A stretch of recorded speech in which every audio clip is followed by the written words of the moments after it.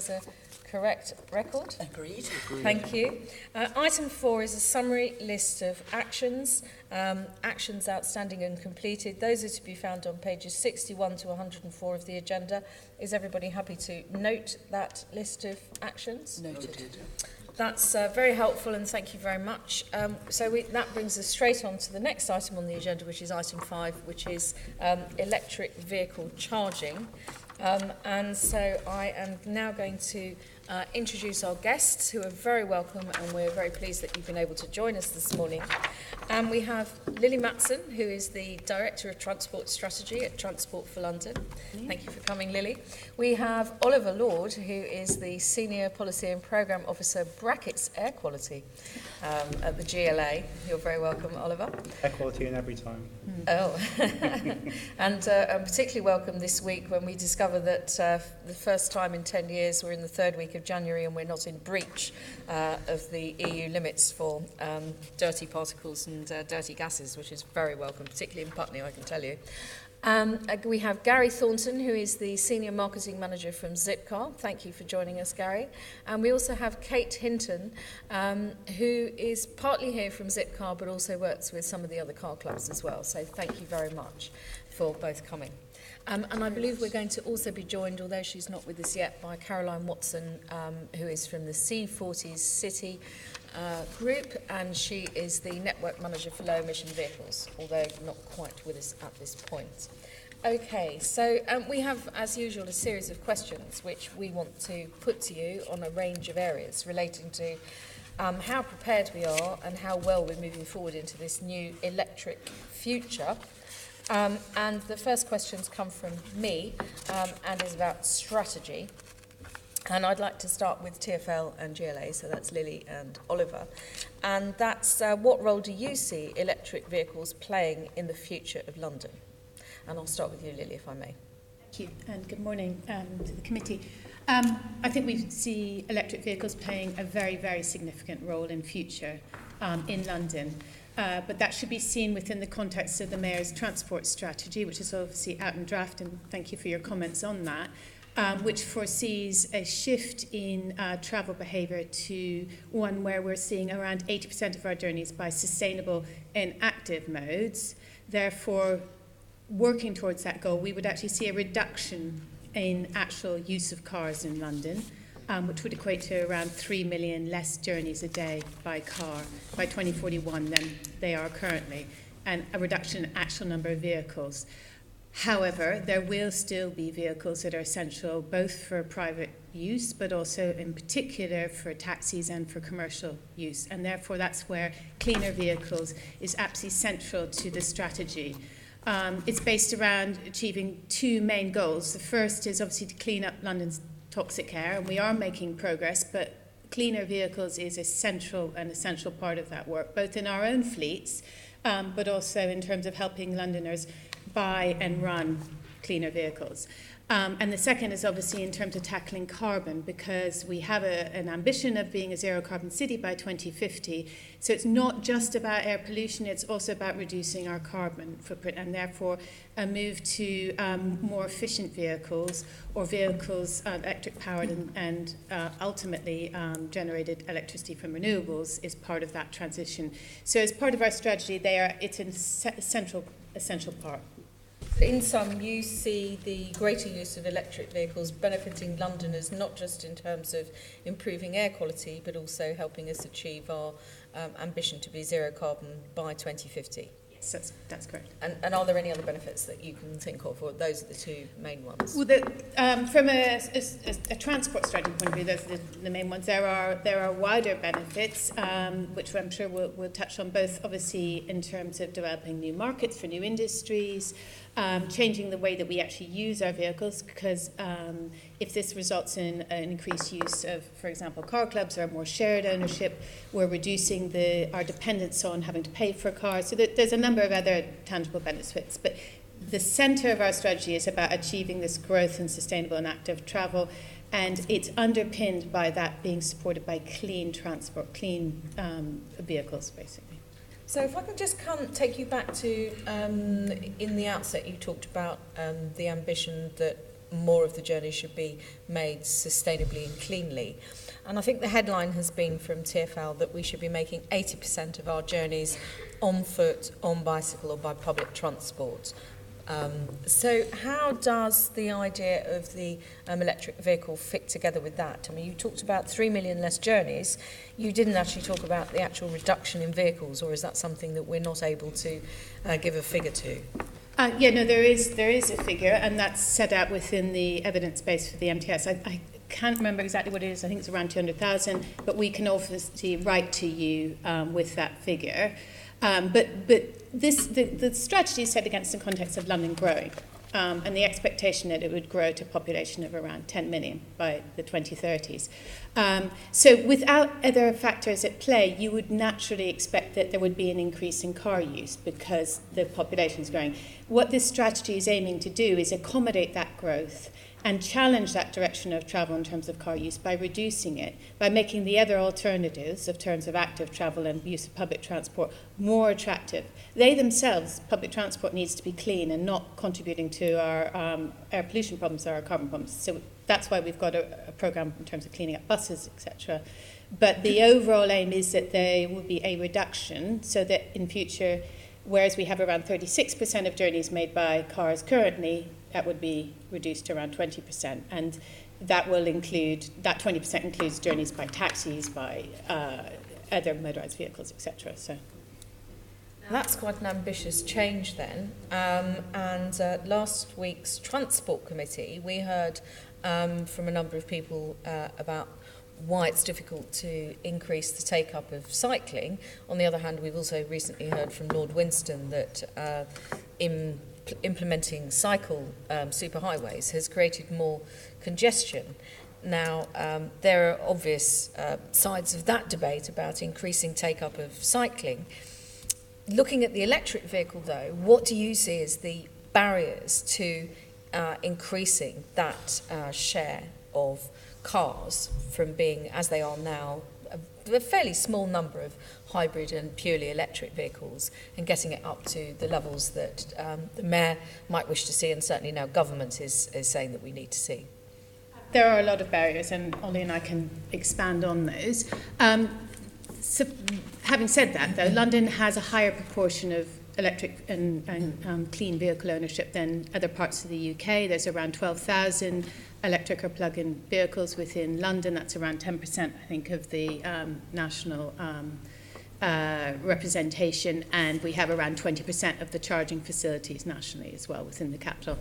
But when we have done research, and we have partnered with a number of organisations and done used organisations such as the Energy Savings Trust to take out some really good, well-founded research, and we know from this that the things that, such as range anxiety, is whether you'll be able to make your whole journey without running out of electricity, is a key one. The charging your vehicle is a key barrier, the concern about that. And we know that where Londoners do have electric vehicles, they tend to be those people who have off-street parking. And we know around 60% of London households don't have off-street parking. Which is why we've been taking forward, working with London councils, a number of programmes, in particular the Go Ultra Low City Scheme, which is money which we've received from central government, to particularly try to overcome those barriers. So the main one is, if we were just going to focus on charging, which I'm sure is of interest to you, is how do you get the right mix of charging in the right locations in London? I won't talk too much now, but I'm quite happy to expand on the different elements of our programme where we're setting out our strategy for that.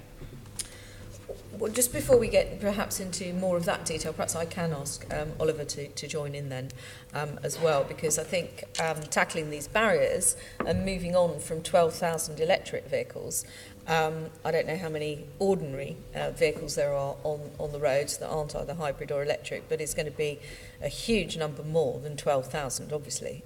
Otherwise, there'd be no congestion in London.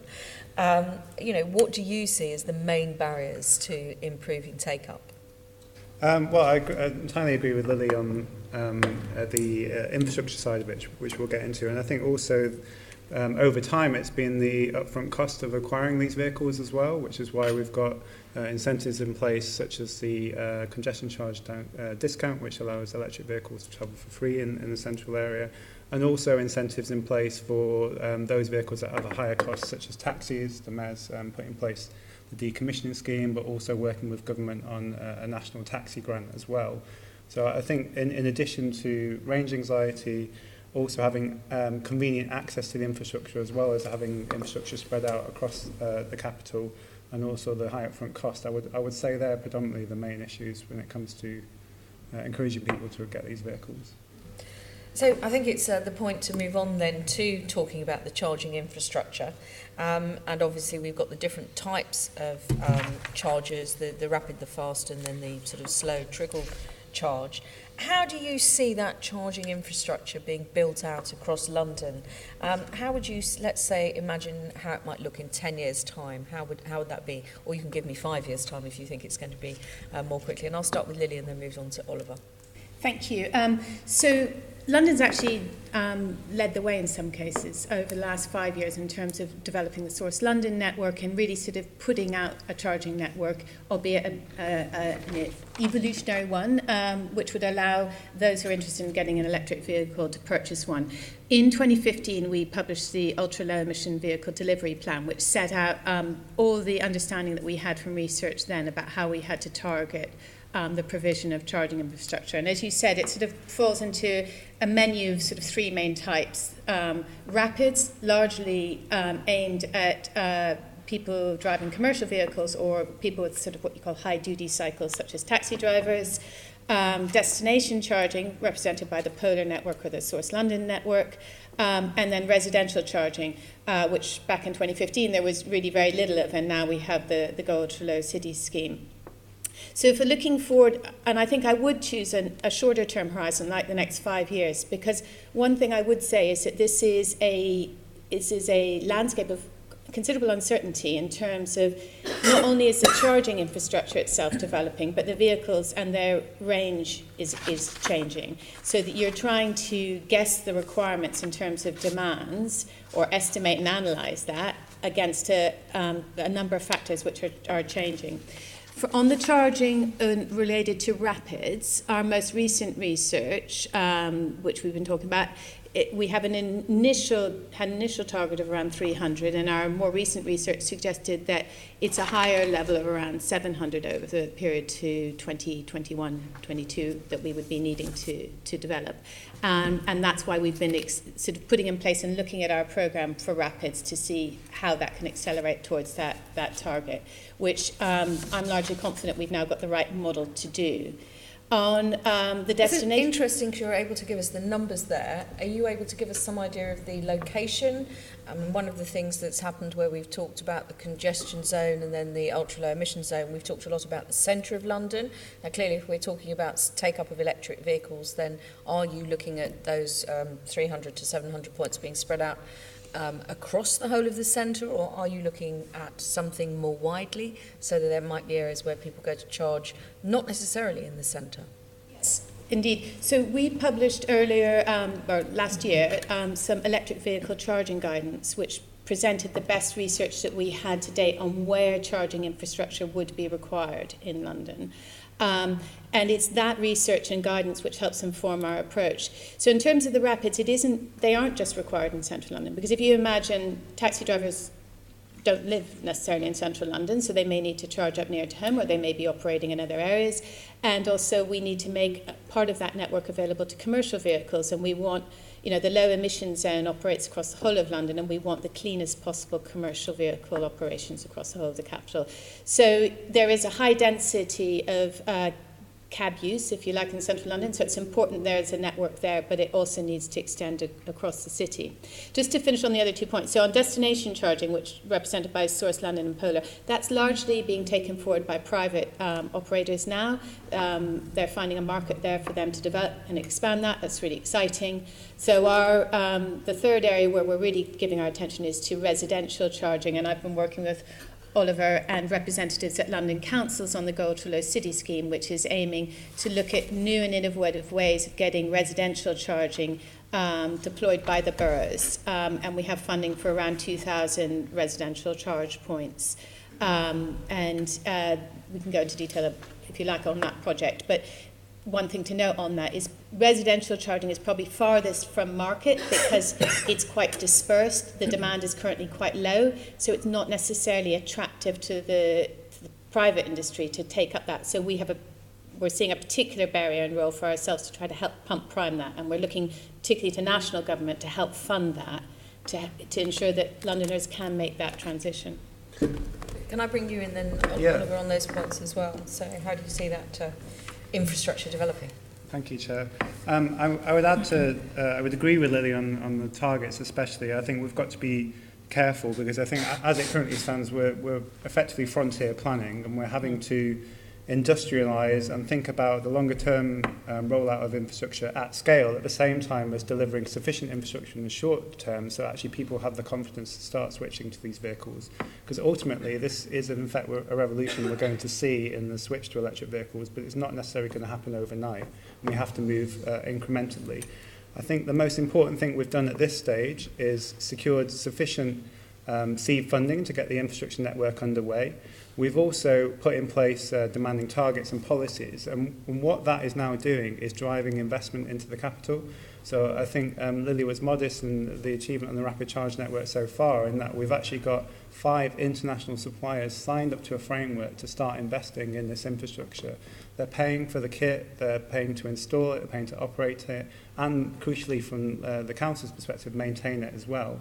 And we've seen quite a significant progress over the past 6 months in those points going in on the street, and hopefully that's now providing assurance to the taxi trade, for example, who are actually asking or indeed mandating to start to use electric vehicles, in addition to commercial fleets that we want to switch over time. On the residential side, that's an important point though that you're bringing in there about the sort of the maintenance, because one thing that a number of people have raised with me is they've gone to charge their vehicle and then they've discovered that the charging point isn't working. And the other issue that a number of people have raised with me is obviously then you just can't access it at all if it doesn't function.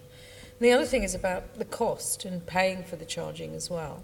And some people saying, not only have I had to pay more for this vehicle as the headline capital cost when I purchased it, but also now I'm having to pay what they perceive to be very high charges for the electricity to charge the vehicle, presumably because the person who's installed, or the company that's installed the charge point has installed it, is now operating it and maintaining it. So there are some issues potentially there, I think, that need to be, we need to give people that confidence, otherwise they aren't going to make the switch. Absolutely. I think creating a competitive market is a real solution to that, and that's why having these 5 suppliers who will compete with each other to install the infrastructure helps manage the costs, because ultimately it is a market-led approach in how the tariffs are set. That said, I think Transport for London have done an excellent job in their procurement framework, because they've also made sure there's safeguards in there around pay-as-you-go, making sure there's pay-as-you-go access on all these points. And also there are guarantees around the first couple of years in relation to tariff as well. So we've got the market kind of competing with one another, but we've also made sure we've got safeguards in place in the procurement. Okay, so that procurement was obviously, the way that was done was quite important. I've seen Sean, who wanted to come in, I think. Just to ask a quick question about this charging network and use of it. These 5 commercial companies sounds like a good thing, but can I, as a user, use any one of them, or am I a member and I'm trapped and I could drive past a charging point, not be a member, so can't use that? Is that part of the spec? Have you mitigated that problem? Yes, we've actually mandated that interoperability effectively between the different suppliers. So we've mandated pay-as-you-go, so you can just rock up and use pay-as-you-go if you like. That's not to say, though, they'll have their own membership schemes.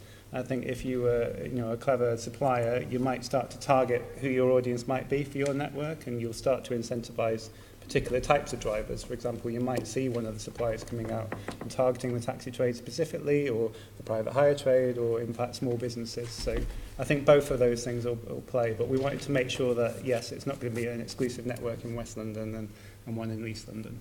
So, but also just to note that within the Rapids, a significant proportion of the points are dedicated to black taxis by the loading or the bay in which you park is marked for taxis only, because that has to be available and accessible to taxis to enable them to get access to those charge points. Other ones will be open to other users to use as well. That's an interesting point, because one of the things in the borough where I live that they've done is they've installed some charging points, but where they've selected to install them has quite often been next to some bays marked out for car club. And so obviously you could then have a bay that was both marked out for car club and a charging point. I don't want to poach into Caroline's questions, because we will be coming on to talking about car clubs. So the same principle obviously applies to taxis. I'm actually going to bring in Caroline, because she's indicated she wants to ask something as well. Thank you very much, Chair. Yes, I'm just interested, you've listed a lot of essential users of vehicles, for instance, taxi drivers, private hire drivers, small business van drivers, and also car clubs. Is there, given that there's not many charging points at the moment, and this is growing infrastructure, from a public policy point of view, do you think that you should be focusing on those essential users and making sure that the, kind of just private car owners are, you're not putting so much of the public effort into providing electric charging point just for residential bays? Because if we're going to meet the draft transport strategy targets of getting 80% of our journeys by bus or public transport, walking and cycling, then we don't necessarily need lots and lots of London residents to swap their fossil-fueled cars for electric cars. Is that a tension? There's always a tension in terms of personal resources and what you spend your time on. But if we start from the pollution angle, we have focused our attention on taxis, black taxis in particular, in terms of measures to both require, as of the 1st of January, that only zero emission capable taxis are now licensed, and therefore a lot of our effort, the main urgency was around the rapid network, right. Because that's where we know more NOx and more PM10s or particulate matter is coming from. Similarly, so from the air quality point of view, it's really important that we address that first. But you can't ignore wider nitrous oxides emissions from other vehicles. So we are obviously consulting on extending the ultra-low emission zone. Now, that doesn't require you to have an electric vehicle, but it may be that reaches a point where people are thinking, I might be changing my car. So actually enabling more London residents to think about purchasing cleaner cars by providing residential charging, I think is really beneficial, because we know from our strategy that even with this ambitious mode shift, there still will be car use, and we have to, or really want to enable that to be the cleanest that it possibly can be. Sure, although presumably the priority should be giving people the alternatives, and then with things like taxis, private hire vehicles and car clubs. In terms of how we're investing sort of through our business plan, yes, that is absolutely the priority, and we're looking to central government through the Office of Low Emission Vehicles to help fund this transition in London to cleaner vehicles. And those essential vehicles also help us create demonstrator fleets as well. So I think investing in those fleets like taxis and other fleets like private hire vehicles demonstrates for everyday Londoners that actually these vehicles work and range anxiety is less of an issue. So do you feel that overall you've got the kind of policy from central government that is enabling us to make the transition fully in London? I would like stronger support from central government. I think we've got a very strong and ambitious policy framework now in London with the London Environment Strategy, with the MTS, with the programmes. We're demonstrating at every turn that we have an ambition on this agenda and we want to push forward. We are very grateful for the funding we've received from the Office of Low Emission Vehicles, but they have a new fund of 400 million? Yeah, so we will be looking to make sure that London, particularly because of its air quality problems, is at the front of the queue to get further funding to enable this transformation of the city. There's also some changes around legislation that we need from central government. Do you want to just touch on those? Yeah, I mean, ultimately, we're very much in support of the electric vehicles bill that's going through Parliament at the minute, and we're thankful for new legislation in this area, particularly on the electric vehicle side, because we think it can give consumers a much better deal, such as the issues that Sean touched on, making sure that interoperability between networks is crucial. Us, as Transport for London and the GLA, having public access to the information and data that's been accumulated from these points, so we can really start to understand where we plan our network. And we actually want to see the bill be a bit stronger in terms of enabling sort of wrapping up some of the complexities around planning issues and giving the Mayor greater influence over what he believes is critical infrastructure for the capital to achieve a zero carbon city, and ensuring that he has the same types of regulatory powers as the Secretaries of State is proposing for himself when it comes to making sure that there are reserve powers around mandating fuel retail operators to install these things, or car park operators, because ultimately those sort of strategic locations are exactly where we need to deploy this infrastructure. And finally, there's something we need to iron out around electricity regulations when it comes to lamp column charging. We believe there's a ripe market to use this infrastructure that's just everywhere on our streets, but at the moment it's constrained owing to historic regulations that the Bays Department could resolve for us. Well, thank you very much. That's the first set of questions from me. We're actually going to move on to talking about at-home charging, so lampposts may very well come up. And I'm going to ask Sean, who's going to lead on this area, to start. Yeah. How can Londoners who are considering switching to electric car, get a home charger, a charger they can use on their own premises? How can they do that? Do you want to pick that? Yeah, certainly. So as it currently stands, there is funding available from the government. You might have seen the recent statement from the department. What we're having to do at the moment is work with the London boroughs on the complexities around installing this infrastructure. It's complex because it requires quite a lot of research and procurement, and we think one of the best approaches is to work together to create, ultimately in the future, a delivery partnership that will help Londoners effectively ring up and say, I want to buy an electric vehicle, can I have it deployed in my street, in a similar way to other cities such as Amsterdam are doing. That's our sort of short to medium term goal. In the meantime, we've actually committed funding to 25 boroughs who have up to about £300,000 to deploy infrastructure on residential streets where there is demand. About roughly the majority of that will come from demand, but some of that needs to be strategically placed as well, so Londoners can start to see lamp column charge points on their street and have the confidence to switch. So, a bit of a clarification. So, are these being installed on people's private property or on the road? The road. On the and road, then yeah. Any resident could use it, or the resident who applied for it? So I think what we're trying to resolve is the issue around on-street parking specifically. So if you're a Londoner and you have off-street parking, so your driveway, there's actually grants in place from government to subsidise the cost of installing a point in your home. On-street parking is the real challenge, and we're looking to deploy infrastructure for residents on a street, but not necessarily exclusively for their use. It's more about having sufficient sort of saturation in an area that residents can have the confidence to be able to charge when they need to. That's why if we can crack the lamppost charging facility, it's so much more attractive because A, it's a cheaper facility to put in, and B, it will allow much more of the saturation so that you're not going to get so much competition between users.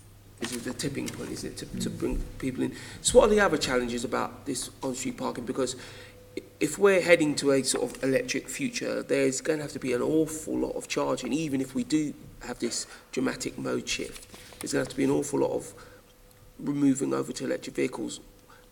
What are the challenges in providing that level of infrastructure? Just to, I think one of the challenges I just highlighted at the beginning is that because this is so to a degree invisible, one of the challenges is actually that we face is actually getting real engagement and interest across all London boroughs that this is something that we need to be addressing now. So I just sort of put that out there, that one of the most important things we need to recognise is that to plan for the future we need to start doing something now.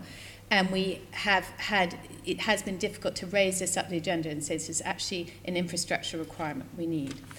Secondly, in terms of more specific, your question as to how much do you need, as I said at the beginning, I think Ollie emphasised as well, this is a frontier planning. I think that was your words, and I like that, because at the moment, and even just over the last 2 or 3 years, the range of an electric vehicle is practically doubled and extended very significantly. So you may have thought that you definitely needed to charge your car every night if you were buying one 2 or 3 years ago. You might not need to now, and therefore the actual ultimate number of charge points we need in London, there's a degree of uncertainty about that. What we're looking to do is provide, as we said, the different menu of options, but also the geographic range in the areas where we know there's likely to be the earliest uptake. So part of the research which we can make available is the socio-demographic profiling we've done of Londoners, which shows and maps out areas of London where we're likely to see the earliest uptake, which will enable those boroughs to be on the front foot in terms of planning for it. We're also looking at other models of charging. So what you'll see coming through the Rapids program that TfL is leading on is not just individual on-street rapid charging, but hubs. They've taken longer to bring forward, obviously, because it's more of a land requirement and a development requirement. But as a Londoner, you would probably face a choice in future whether you can charge on street or whether you might go to a hub and charge there. You have a vehicle which has currently 100-mile range. You might well have 200 miles in future. So you're not necessarily going to be limited to just charging on your street. So this hub idea is I would take my electric vehicle to a hub nearby. Yeah, like a petrol station. And sit in there. Because what's the cost difference between a fast charger and a rapid charger? There seems to be, some cars can have rapid chargers, some can't. The very expensive ones can. I think that stands as a bit of a barrier to uptake, because if I hear that the expensive Tesla can charge in 30 minutes, but I have to have the Renault that charges in 5 hours, then I'll go and buy the diesel Ford because it charges in 2 minutes. There's some of the barriers. But the point is, it's the charging and the access to that charging and the cost of the access, that's the issue. So are we proposing to put in fast or rapid chargers, and is there a difference? Are boroughs asking for one or the other, or has all of this planning been done on one type of charger? Well, I think we need both. I think we need a complementary network.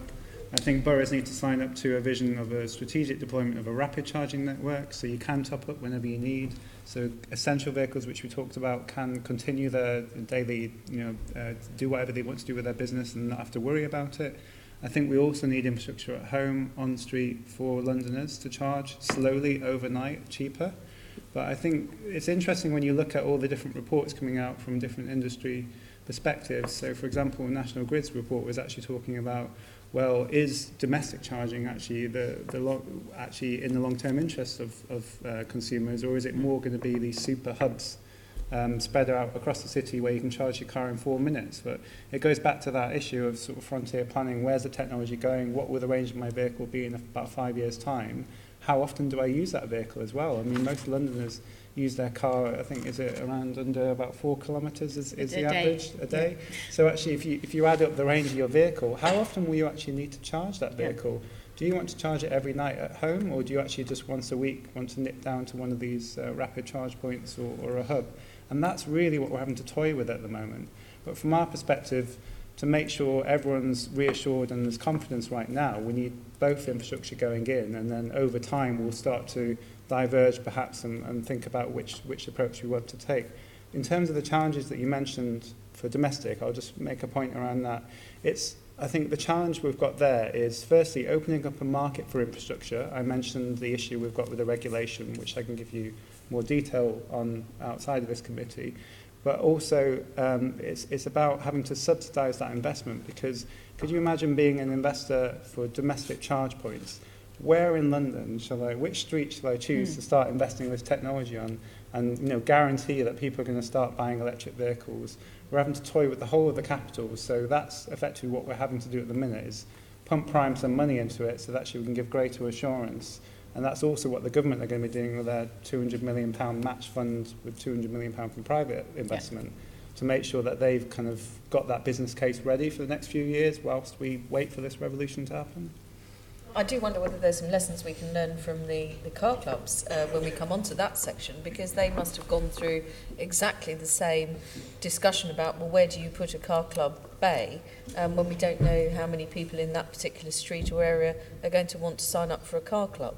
And as they're a bit further down the track, hopefully there'll be some lessons that we can come to give us some assurance, because we have to take this forward, because we started the discussion overall in talking about, you know, filthy particles and gases, and the fact that it's cutting short people's lives, to say nothing of the issue of our carbon footprint. I don't want to interrupt you, Just I think you talked about the national grid. What will this cost me? Because I am very interested in the lower end of the market. Currently, you can buy a fuel-powered car for quite brand new for a very low amount of money, and most people, particularly Londoners who don't use a car a lot, look in that direction. So what kind of education is being done around fueling this car? The point you made about when you charge, how you charge, 4 kilometres a day, most Londoners don't know that. Are we doing any work about education to get this switch over, to encourage people to see that electric vehicle might be viable for them? Yeah, I think one of the initiatives I want to mention that our team helped deliver recently was the cleaner vehicle checkers. So that's helped people understand, actually, if you want to buy a new sort of conventionally fueled car, which ones are performing as they should be doing on the street. But also it indicates to people that the best solution to make is electric vehicles or zero emission vehicles. And that's in partnership with the government's wider national campaign called Go Ultra Low. They've got a terrific website which really helps break down those barriers we talked about, range anxiety, the upfront cost of the vehicle, and it helps you understand over time how much fuel you'll save, and therefore the economics, and over the 5-year period of acquiring that vehicle, how actually you'll make a saving even though you're putting a greater upfront cost. And that's the same sort of stuff and education we're trying to provide to businesses as well, in addition to, as we've talked about, the taxi trade and private hire trade. All these big fleet operators, but quite often purchase the vehicle on an individual basis, need to understand the economics behind it. So, I just would add to it, the other ways that we've sought to encourage it or direct it is obviously through the incentives or exemptions in terms of running certain schemes, like the congestion charge, where there's the ultra low emission discount, which has favoured the cleanest vehicles.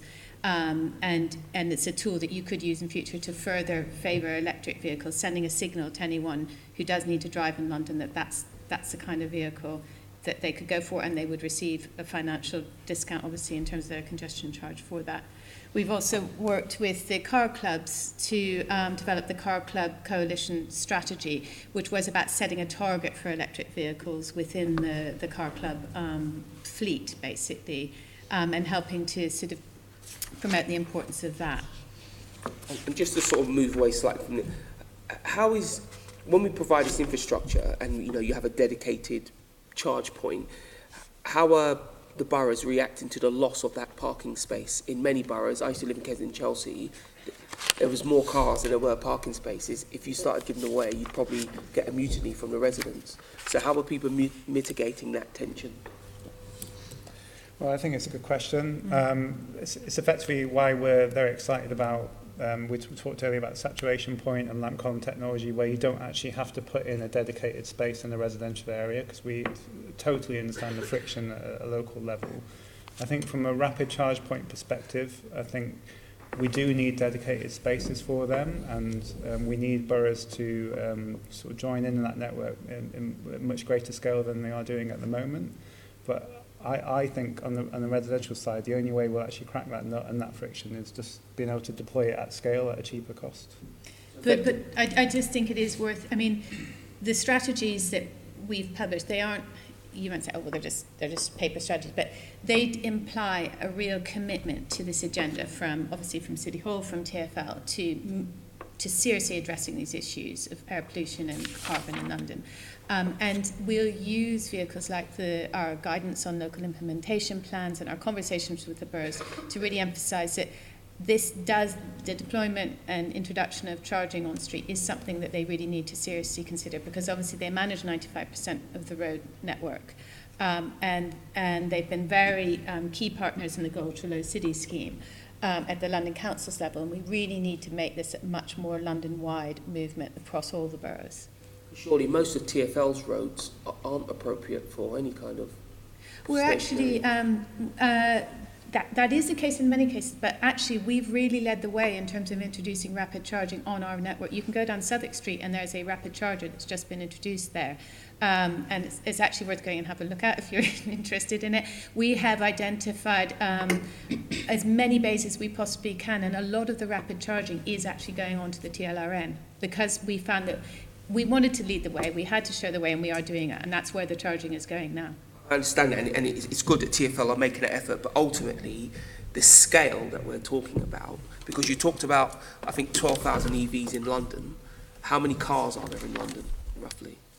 Yeah, that's less. Yeah, it's about less than 1%. So Sorry? You just said, So roughly, I think about 2.5 million. So, as you can see, that's a tiny, tiny amount. And I'm just looking to the scale, because I think the benefit of all of this is when this scale arrives. I get it, that to use your term with frontier planning, so scale will come later.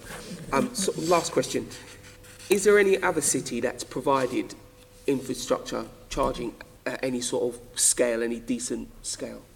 So, Ollie can add. I would start by saying that I think in terms of rapid charging, London's probably leading the world. But when we were talking about residential charging, we definitely were impressed and visited Amsterdam, who have this different approach. They basically have the advantage that as a city administration, they manage all their streets, and they have this scheme whereby you can phone up and say that you want to buy an electric vehicle, and they will help to make sure that there's a facility put in nearby where you live. That's the kind of model that we've been seeking to work towards with the Go Ultra Low City scheme. And I mean, there's other tax reasons in the Netherlands why they've had a high uptake, but you really do see a lot of electric vehicles in that city. Is there any other ones that you'd flag? Yeah, no, I was going to mention Amsterdam as well. Yeah. I think it's also important to put into context that London's like the city of cities, isn't it, to some extent, when you start comparing to places like that. So I think the comparison I would make is New York's ambition on rapid charge points, which currently I think is 100 by the end of this year.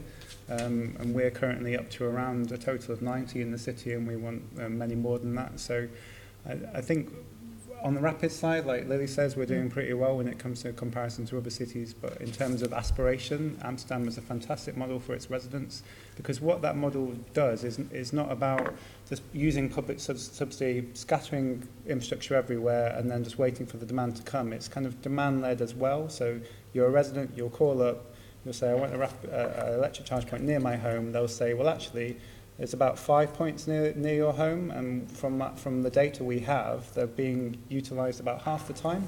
So at this stage, we'll give you access to those points, but we won't put another piece of kit in until there's even more demand, and then actually that's how you work with the private sector to make more investment, because they know they're going to get more return on the infrastructure. Okay. Chair? Thank you very much. Can I just come back to, I mean, Amsterdam is 2 large London boroughs, really, with all due respect to Amsterdam. And also they've had a very strong policy about not allowing people to own cars. So in Amsterdam, most people don't own a vehicle at all. And if they want to use a vehicle, they are members of car clubs and go off and use car clubs, which is the section that we're just going to come on to. But I just wanted to ask you something about Oxford, who've been talking about a zero-emission central section of Oxford. We've talked about carrots, discounts for people being allowed into the centre. Are we actually implementing enough stick? Are we actually saying you can't bring your vehicle in unless it is either a hybrid or an electric vehicle? Should we be trying to emulate Oxford, who are talking about the centre of Oxford only being available for bicycles, walking, public transport and people with electric or hybrid vehicles in a very short period of time? Oxford is also obviously small as well.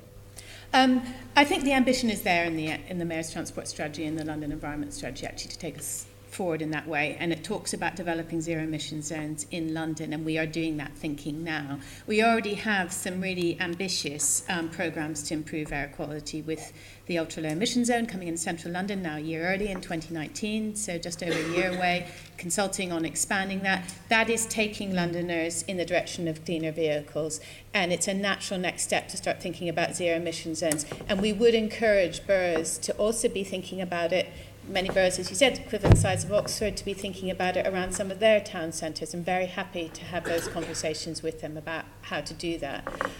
So you might take the model of pedestrianising certain streets or certain areas and then think, okay, well, actually, what does this actually mean in terms of the type of vehicles accessing it? I think that's where the discussion is going to go next in London. Interesting. I'd just like to make a plea for the difference between London, Oxford and Amsterdam is size and variety as well. There's large parts of London that are huge.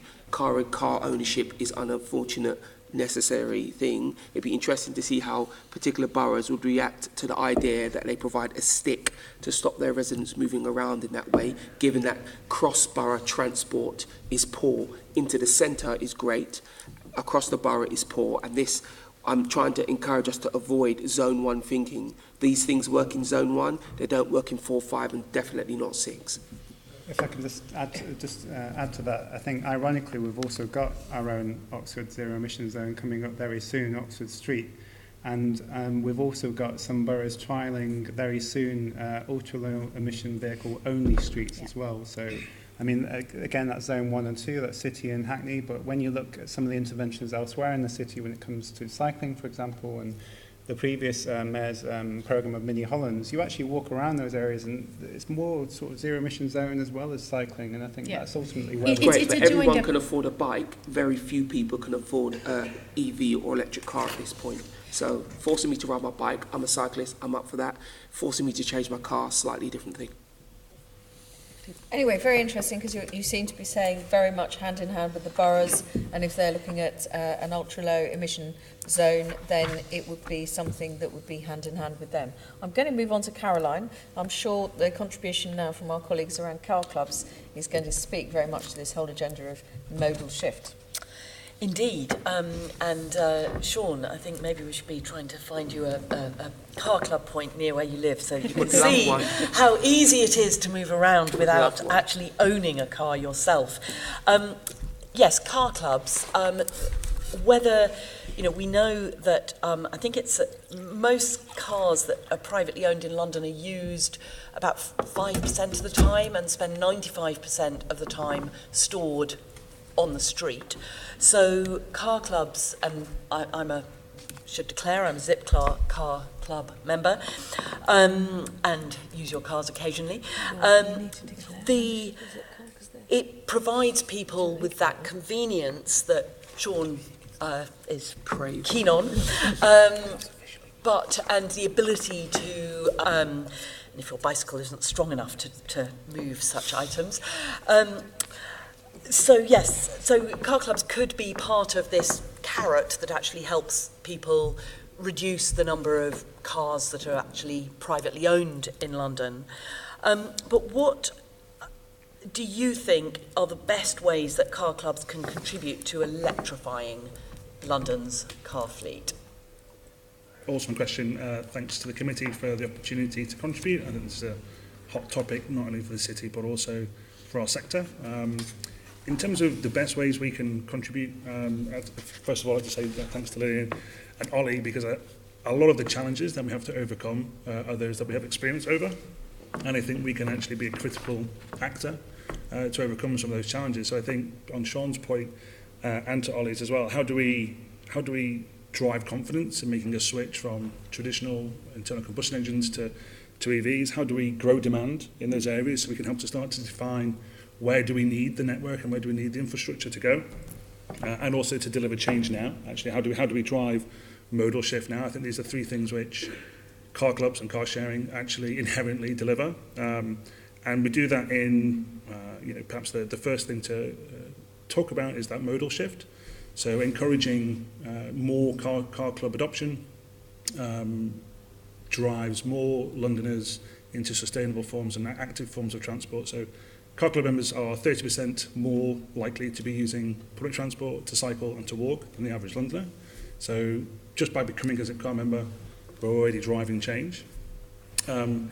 We also take cars off the road. So I'm talking here traditionally about our fixed point, so what we call our round trip kind of service. One Car Club vehicle, this is a Car Plus statistic, takes 10 privately owned cars off the road.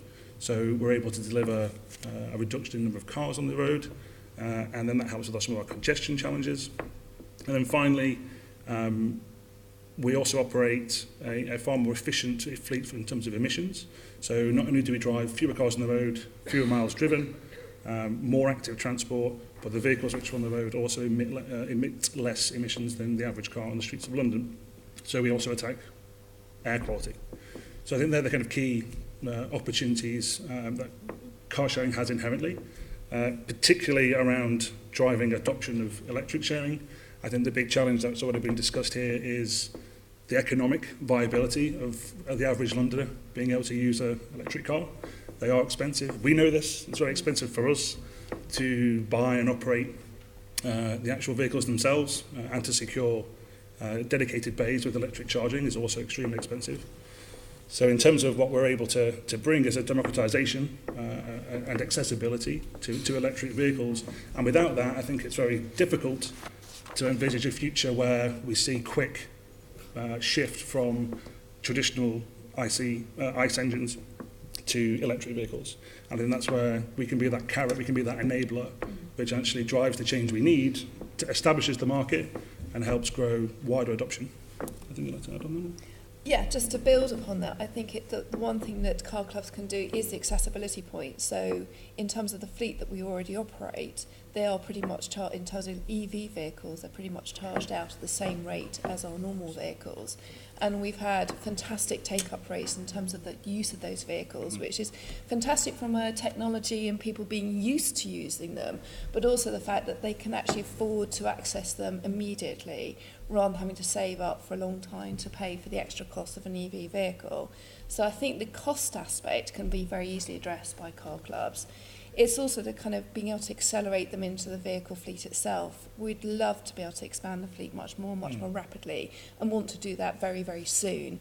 The one thing that is holding us back is the charging infrastructure and being able to use that. And when we see that happening in two ways, we need much more kind of charging points to go into our round trip model, which is where you have the bays, but also in terms of the flex model, which we've just introduced, which is the kind of one-way model.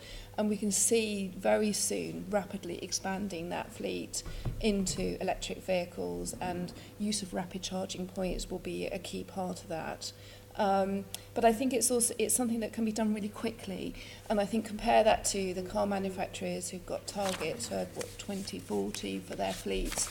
We can bring these things in a very, very short time scale. When you say a short time scale, what do you mean? 2025 or? Well, I think 2018 is quite a pivotal year for us.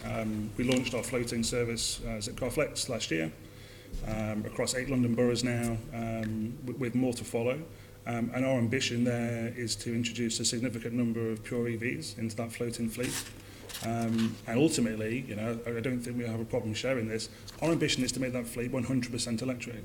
So considering being able to operate a floating, one-way, drive and drop, flexible version of a car club over the vast majority of Greater London, we would like that fleet to be 100% electric. Now that timescale is, you know, we could deliver that potentially in 5 to 10 years. It depends on how quickly the infrastructure comes in. So this year, when we introduce the pure EVs into the floating flex fleet, we're going to have to tap into the existing network of rapid chargers, and we will make that future real, because the infrastructure is not there to support it. So we will perhaps every 2 to 3 days have to take those vehicles overnight when the rapid chargers are less used and less active, charge our vehicles and put them back onto the streets for our members to be able to use. So that's something that we're doing this year. So you're envisaging that you won't be putting in charging infrastructure by Zipcar bays, but you'll be using just the random rapid charging infrastructure that is put in by the mayor. Yeah, to some extent. I think it's important just to make that definition between what we mean by fixed points or round trip bays. So, for example, we already have 56 Volkswagen Golf GTE, so a plug-in hybrid, and we have the majority of those are based in the City of Westminster, and they have dedicated charging points, so dedicated bay, that's where members pick up the car and return it, and they have dedicated charging points. So we had to do that in partnership with the City of Westminster, and we also had support from Volkswagen to actually deliver that those number of vehicles at scale. So we have great ambition there. We would love to electrify more dedicated fixed bays around London, but I think funding's the main barrier to that. We talked a little bit about the Go Ultra Low scheme. London was successful in securing around 13 million, I think, in funding to electrify bays. But I don't really think a lot of that money has been spent, if at all, currently, to actually electrify new round-trip bays as part of that funding pot. And I think a lot of that's to do around state aid rules. So I think there's some, if we think about the role of policy and the GLA and direct government, if there's a way for us to access that and actually deliver electrification of existing bays at scale, we'd put cars in. That's the reality. Lily wanted to just to clarify that, because I think it has been a real frustration and disappointment for us. So a part of the 13 million, I think it's around 2 million or so, was originally allocated for car club retrofitting bays with points, and we really, really want to do that. Ultimately, after lots and lots of legal advice, we have been told that because of state aid limits, you're only allowed €200,000 per car club operator, and that operates across the whole of the UK over a 3-year period. So because by a borough putting in that charging point, they are offering a form of state investment to support that unique use, because the car clubs are generally contracted by the boroughs to be the unique operator in their boroughs, or shared operators. Actually, we've taken this up with Office of Low Emission Vehicles and asked them again and again to try to seek state aid exemption for this funding, which they have done in previous rounds. They haven't pursued that yet, but that would make a big difference to London. So that's definitely another element for central government that we would like them to be looking at in terms of state aid exemption for that funding, because it was there and we wanted to be more ambitious than ultimately we'll be able to be in terms of retrofitting bays. Yeah, and we know that it's not tip as well. We're very grateful that that lobbying's taking place. It's just a barrier at the moment. And are you hopeful that that barrier will be overcome? No, I'm not hopeful at the moment. I do think okay, so it would be useful if we were to useful if you could just say something about that. To make some recommendation that the Mayor pushes on that point. Is it possible to put rapid charging infrastructure kind of on a publicly accessible bay, but that's next to a Zipcar bay, or does that contravene the state aid? Yes, if it can't be immediately adjacent. Because obviously that would be seen to be. And to be honest, where we're putting some of our rapid charging points on the TLRN and stuff, that might actually be quite relevant to some of these Zipcar Flex locations. So I think the rapid locations will greatly help, but we did have this other money that we wanted to retrofit the fixed point car club bays, because they perform a slightly different function in your market, and that has been a frustration. And it was part of our overall commitment within the car club strategy. They're helping the car clubs achieve this target of 50% EVs by 2025. So I was about to say there is that target, and do you think that target is likely to be able to be met with the current? The progress is pretty good on a number of operators, but I just know that we know that charging is a barrier, and this is one thing we need to address. Gary or Kate want to just comment on that 2025 Can I just ask, I don't know if, the car club plays, and I can understand the state aid point, because if you're fitting the charger and it's only for the exclusive use of whichever car club it is, then it's a benefit to them. Is there anything about the length of time that the car club bay is dedicated to that specific car club? If the lease was 50 years or something in exclusive use for a long time, does it then become worthwhile for the car clubs to install the charging points? is that something that you've considered at all? No, you go ahead, because you're the car club. I think it's certainly one of those key factors when we try and consider what the long-term landscape looks like. So it's hard for us to commit to the significant upfront cost to install a brand new point.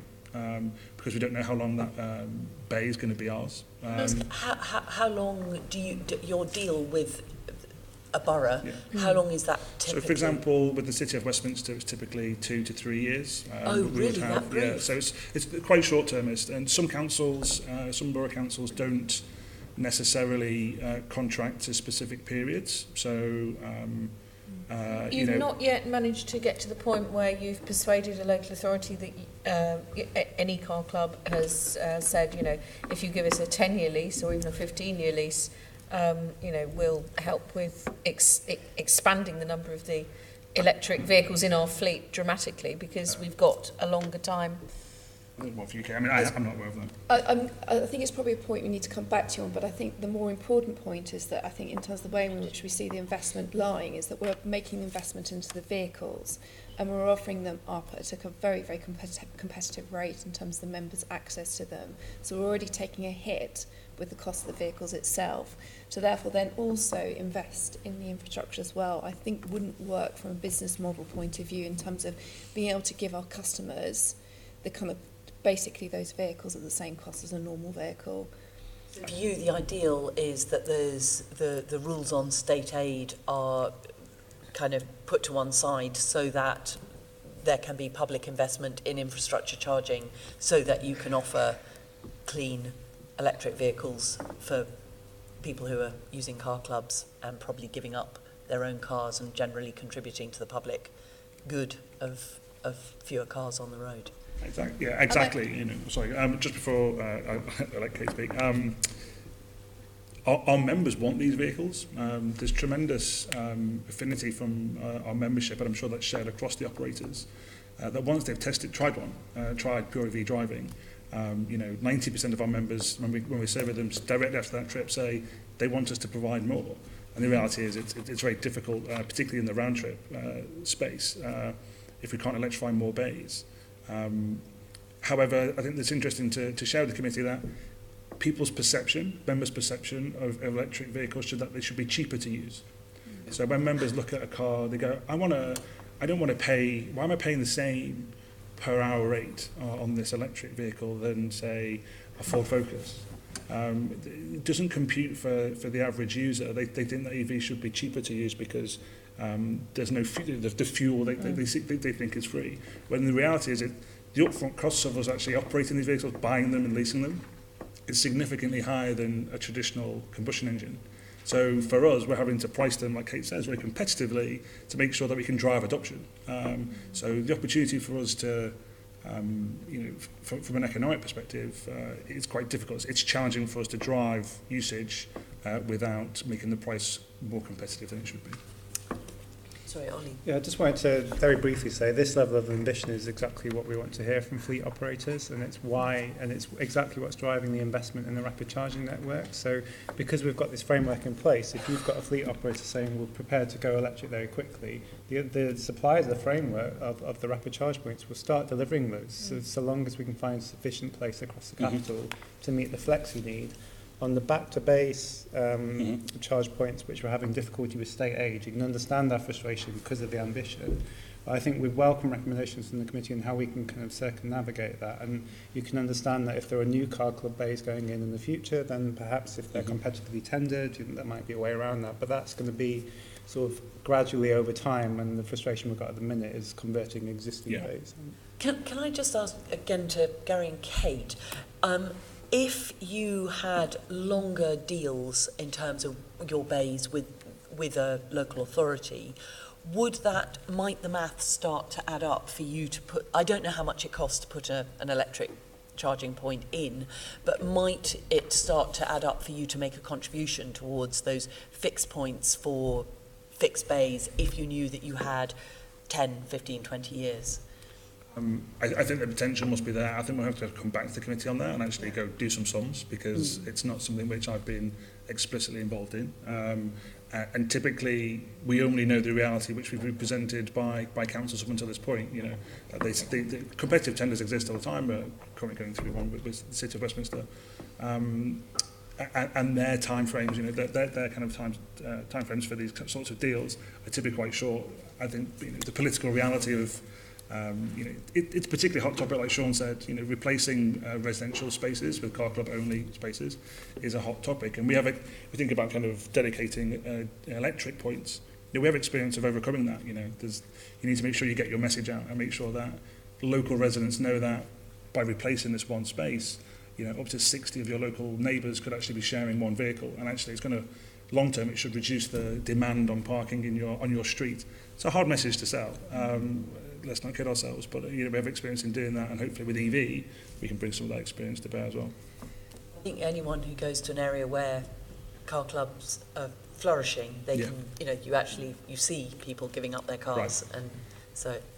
I was just going to add to that, because one other point around the kind of whole cost of the bays is the maintenance, because one of the things, even though at the moment the bays that we kind of do have access to, which have been electrified, there is a ongoing sort of debate around who should actually pay for the maintenance costs. And obviously you've picked up on this issue already, because obviously it's a lot of bays, a lot of the charging points don't work. And our issue is in terms of our economic sort of business model for making this work for us in terms of bringing the vehicles, is that we would not be able to pay for the maintenance. And I think that's an issue that does need to be ironed out, is once you do get, hopefully, this amazing infrastructure in place, is who actually pays for the actual maintenance going forward, and making sure people can actually use those charging points. I mean, there's an example of that which has just occurred recently, where the City of Westminster are operating those charging points and maintaining them. They've then passed that on to a private company that actually installed the points, and then they're now passing on those costs to us. So that was never kind of in our kind of like strategy document in terms of how we saw those locations playing out. So it's very real. Can I ask finally, are there any lessons that could be learned from other cities that have got electric car clubs that are using electric vehicles? I think so. I mean, I think more broadly, I'd like to make a point, which I think Lee touched on earlier, which is around interoperability of charging infrastructure. So, along with a clear vision and strategy around how we're going to deliver infrastructure at scale, which is necessary both for the fixed point bays, where we need to electrify actual points, and a ubiquitous kind of open on-street or rapid charging network, which supplies the flexible kind of car club model. And just a side point on that, I think a lot of that growth to get to 50% EVs and car sharing comes through the large growth we'll see in the flexible form of car sharing over the next few years. So our ambition to get to 1 million car club users by 2025 as part of the car club strategy document, a lot of that's driven by flexible car sharing, where people can pick up the car and drop it off in anywhere around London. And that's where we see the large opportunity to grow EVs as part of the overall car club mix of London.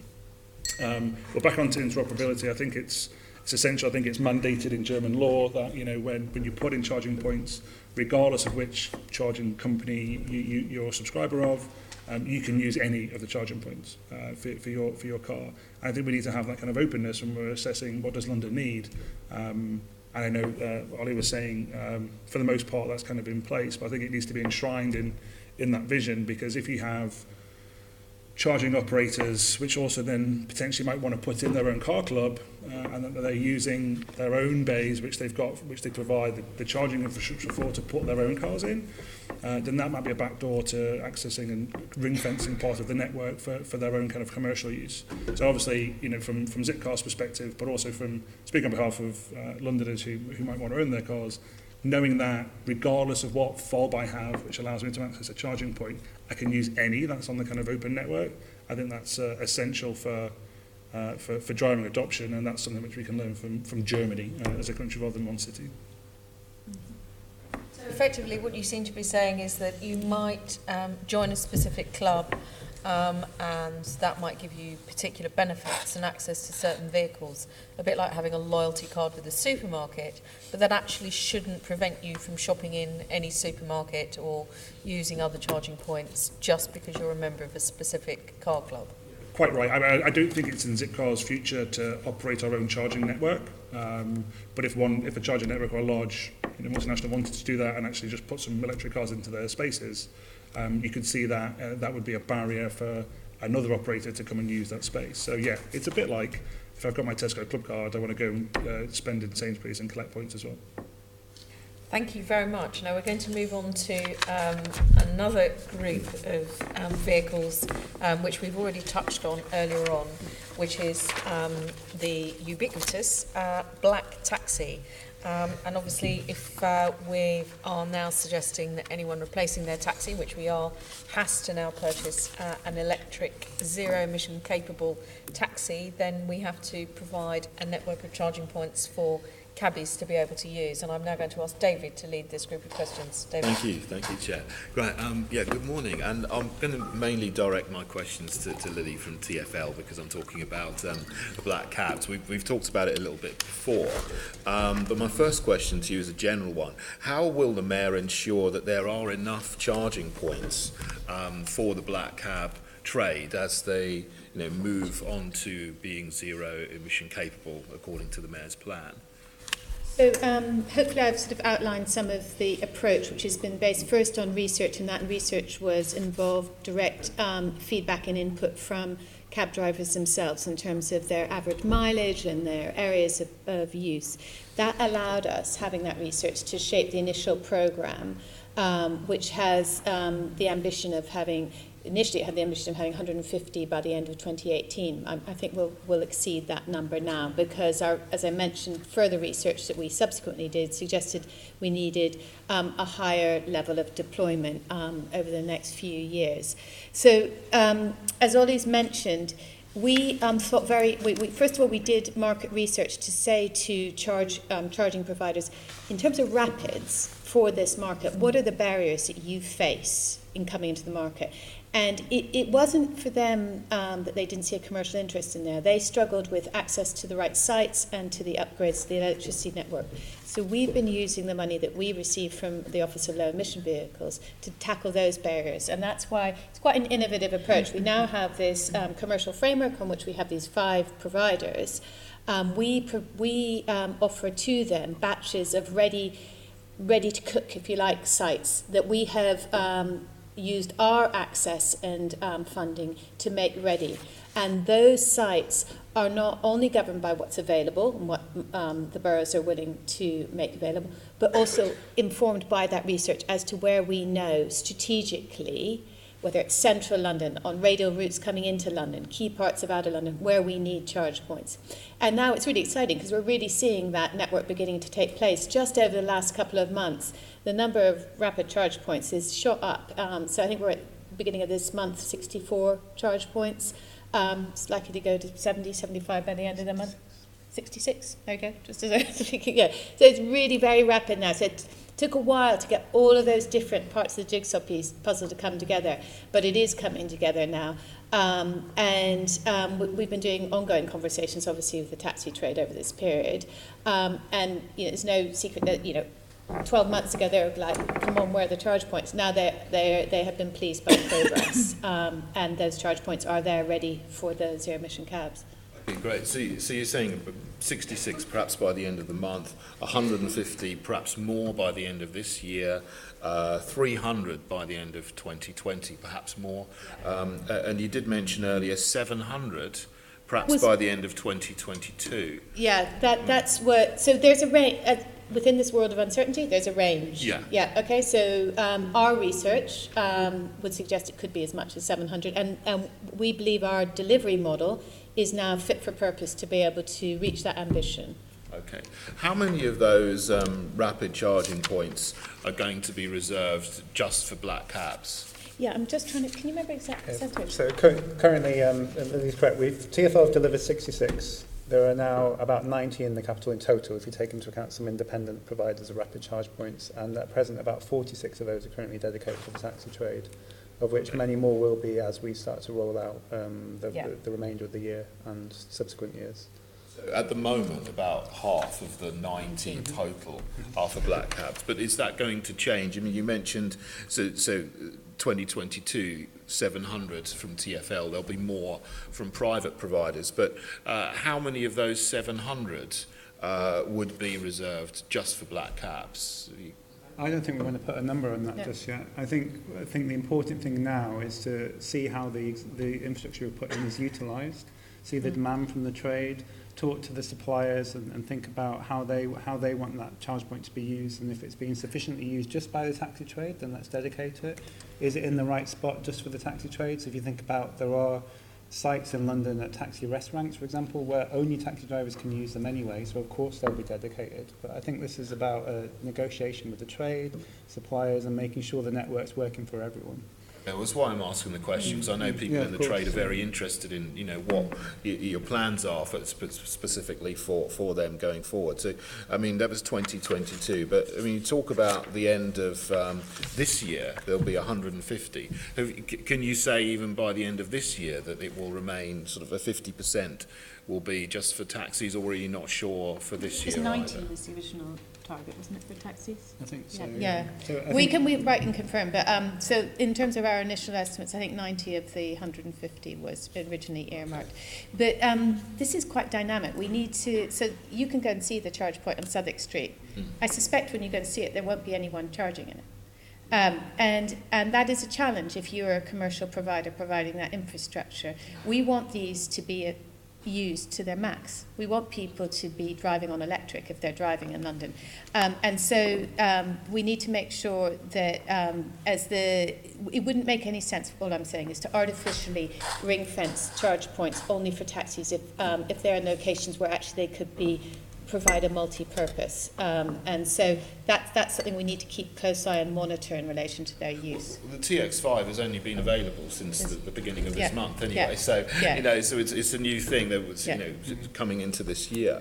But how long is it 15 years that you're looking for all of the taxis to go to being zero emission capable, isn't it? Because it's a 15-year sort of cycle. There's a 15-year is the maximum that taxis are allowed. So this is going to be over a 15-year period from now until 2033. All of the taxis, you think, are going to gradually switch over to being zero emission capable. How many taxis every year do you see approximately going zero emission capable? I suppose that would be the number of taxis approximately divided by 15 every year. Probably a different way of looking at it in terms of we need to get some quite short-term change. And that is why we have two forms of support and incentive really to instigate change within the market. So our air quality plans are premised on, and our ultra-low emission zone on achieving a change of around 9,000 taxis by 2020, isn't it? That's what we need to see. That was an agreement with the trade. Yeah, and the trade, supported that change, and that's why the delicensing fund, which enables, provides some funding for older taxis that are being taken out of licensing within London, and we've worked with the Office of Low Emission Vehicles to get a substantial top-up grant to help the purchase price towards the zero emission capable cabs, because we actually want some of this change, and we need this change early. We don't necessarily want it to drip over a long period of time, because we are breaching our NOx limits now, and we need to hit those targets. So this is your £42 million fund, and that you see over the next 2 years sort of funding the change for 9,000 or so taxis. It will go beyond that, but that's part of it's a combination of measures. So it's the taxi being available, it's the rapid chargers being available, it's the delicensing fund being available, it's these top-up grants being available. Everything, we're trying to address every element that would help that trade be able to legitimately make the change. Do you think it's enough? Because the TX4 costs about 46,000. The TX5 costs about 65,000. So even if you take, you give a taxi drivers 5,000, which is the maximum on the mayor's top-up fund, there's a 7,500 possibly extra coming to the government. So even with those, you reduce that from 65,000, you get the maximum possible support. It's still 52,500 for a taxi driver to purchase a new taxi, a TX5, up from 46,000 for a TX4. So it's going to be an extra 6,500 for a taxi driver, even with the maximum possible support. I mean, don't you need to do more financially for taxi drivers to incentivise them to go over to zero emissions capable? I recognise that is a substantial investment. I would argue, though, and Ollie might want to add to it, that in terms of public investment, there has been substantial investment in there, because it's also the £18 million we're putting into the rapid charge network. The new electric vehicles is a great cab, but there will be other vehicles also coming onto the market. And as we've been talking about in terms of competition driving price with charging, I would imagine that will also take place within the taxi market as well. And there will be other alternatives, and that may... Can you say anything more specifics about that, or is that just something that possibly happen? I'm not directly involved in those conversations, but my colleagues who work within the taxi field, they are having various conversations, and there are other... you know what year that might happen? Yeah, no, I think... I think the company that's converting the Nissan van have stated their intention to bring it to market this year. I think we've also seen the Fraser-Nash sort of Metro cab vehicle trialled on London streets, and we understand that will be going into pre-production later this year. So I think once we've got a competitive market, it will challenge the cost of these vehicles. And I think we mustn't neglect the fuel savings that will be coming from these vehicles as well, which are considerable. And we're talking about, I think, over £100 a week potentially for a taxi driver to save. So it all has to come together. Yeah. I'm just thinking of marrying the two together, because you want 9,000 taxis to change over the next 2 years, but that would need a much greater competition in that time to incentivise the taxi drivers to actually change their vehicles and not have to spend extra money on converting, because that is a big cost. In fact, on that point, just before we move on to the next one, if I may, David, how many of the new zero-emission capable taxis have been purchased so far? And also, a point that has been made to me by taxi drivers is the issue that actually the previous taxi at 46,000 is pretty expensive. And so a lot of them don't buy it outright. They do vehicle leasing in the way actually that a huge number of people do for their private vehicles. So that makes it, as you finance it over a number of years, much more expensive than that. So then if you take that figure up towards the 65k, even with the extra grants, you're then talking potentially about a much larger cost because of the financing arrangement. So how many have been purchased so far?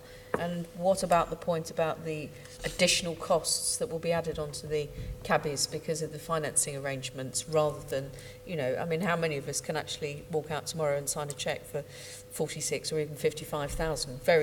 Possibly nobody in this room. There might be someone watching on the webcast. So it'd be really handy to know that. And then I've also seen, David, that Sean and Caroline would like to come in as well. So there's a lot of interest in this area. Sure. So, in terms of the purchases today, obviously the London Electric Vehicle Cab Company can give you the most up-to-date figures. We understood it's in the low hundreds currently. So we are only 17 days into January. So that's what we understand is on the order book and has been purchased. I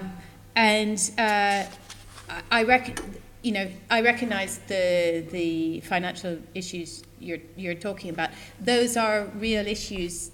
Even without the I think what you've just highlighted is that's a real issue. Even without the transition to an electric vehicle, that is an upfront cost which being a taxi driver in London has required and is required. But at the same time, I don't think that means that we should step back from our requirements for higher environmental standards, because don't forget that the taxis themselves, I think, are around 25% of the NOx in central London, and a very significant part of the particulate matter. We need to address this because Londoners are dying because of dirty air, and therefore there's no easy answer here, and we are trying through the provision of the rapids, through working with central government in terms of these top-up grants, through the provision of the delicensing scheme, to get the best possible package of support. And we've worked very closely through lots and lots of conversations with the trade on this. So they have been part of those conversations, and I think we've come to a situation where the need to change is understood, and we are beginning to move in that direction. And we've got, as a public body, the right and appropriate level of support being offered. On the leasing side, I think if if you look at London EV companies' website, they've kind of done some costs around the cost of the new vehicle, and they're coming out at about £10 or more a week on the leasing, because if you take into account the fuel savings as well on top of that. So it strikes me that manufacturer's, putting forward the economic case, and I'm sure other manufacturers will follow in due course. Something we're also lobbying the government on at the minute is around the vehicle excise duty for these vehicles. They're, believe it or not, currently under sort of the luxury end of vehicle excise duty, which is unfortunate for a London cabbie who can only choose to purchase this vehicle. And we want to make sure that this change to vehicle excise duty is brought in sooner. The Chancellor's committed April 2019. We actually want that brought in today to make sure that they're not unduly penalised. Okay, well, I think that's something that we would all support. Sean, was it on this sort of area? Just a quick clarification. Currently, how many black taxis are on the road in London now? 25,000. Okay, about 22,000. 22,000, yeah. Okay, and what was for your 2022 range of charges? You said up to 700. What's the lower end of that range? 300 would be the lower end. But our research would suggest that with that transition to 900 vehicles, we're now working more in the 700 range. Okay.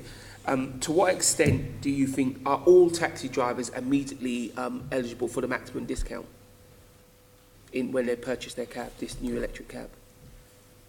Discount. Do you mean the grant? The grant, sorry, the grant. They're all eligible. To the maximum. It's correct me if I'm wrong, Willie, but the top-up grant is actually dealt with between the vehicle manufacturer and Office of Low Emission Vehicle.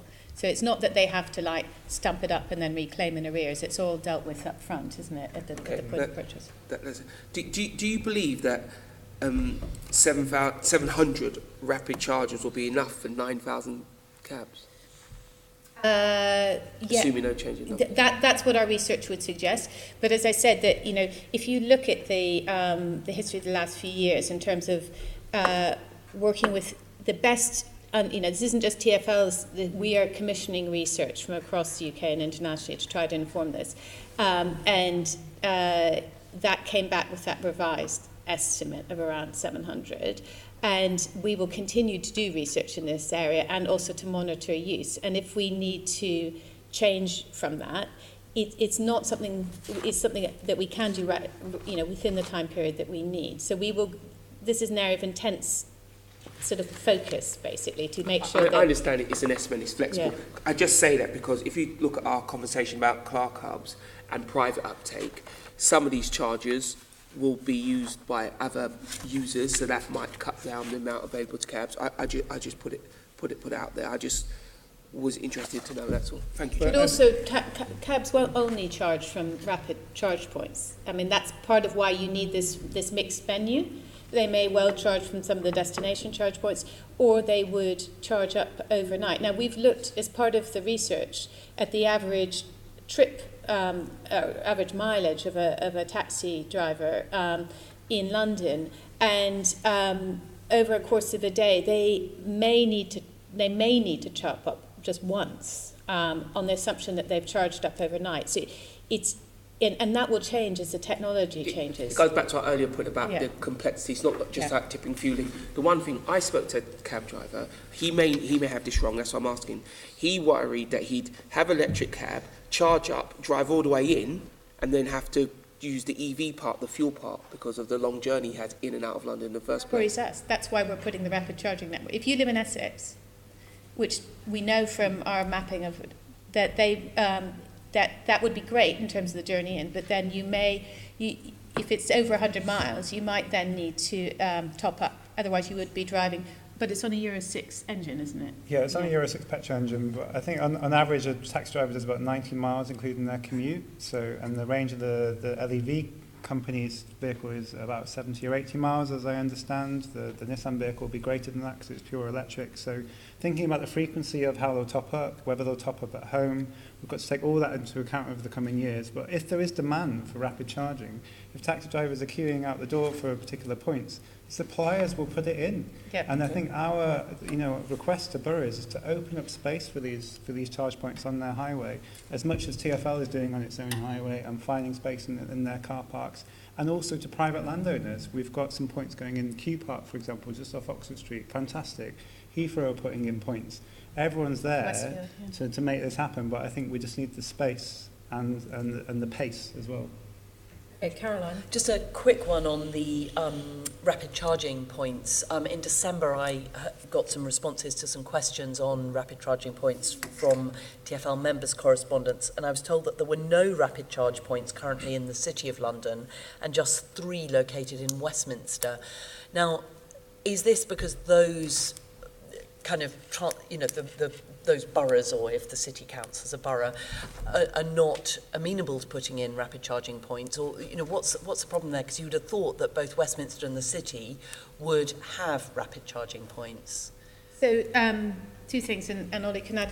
It probably, and this isn't being flippant, it probably slightly depends on when the letter to you was written, because actually there was quite a lot of deployment in central London, right, even over the Christmas week, with these charge points going into Kew Park and the Oxford Street area, so that where we have access to sites, we have been making sure that they are going in the centre, because that's obviously really important to the black cab trade in particular.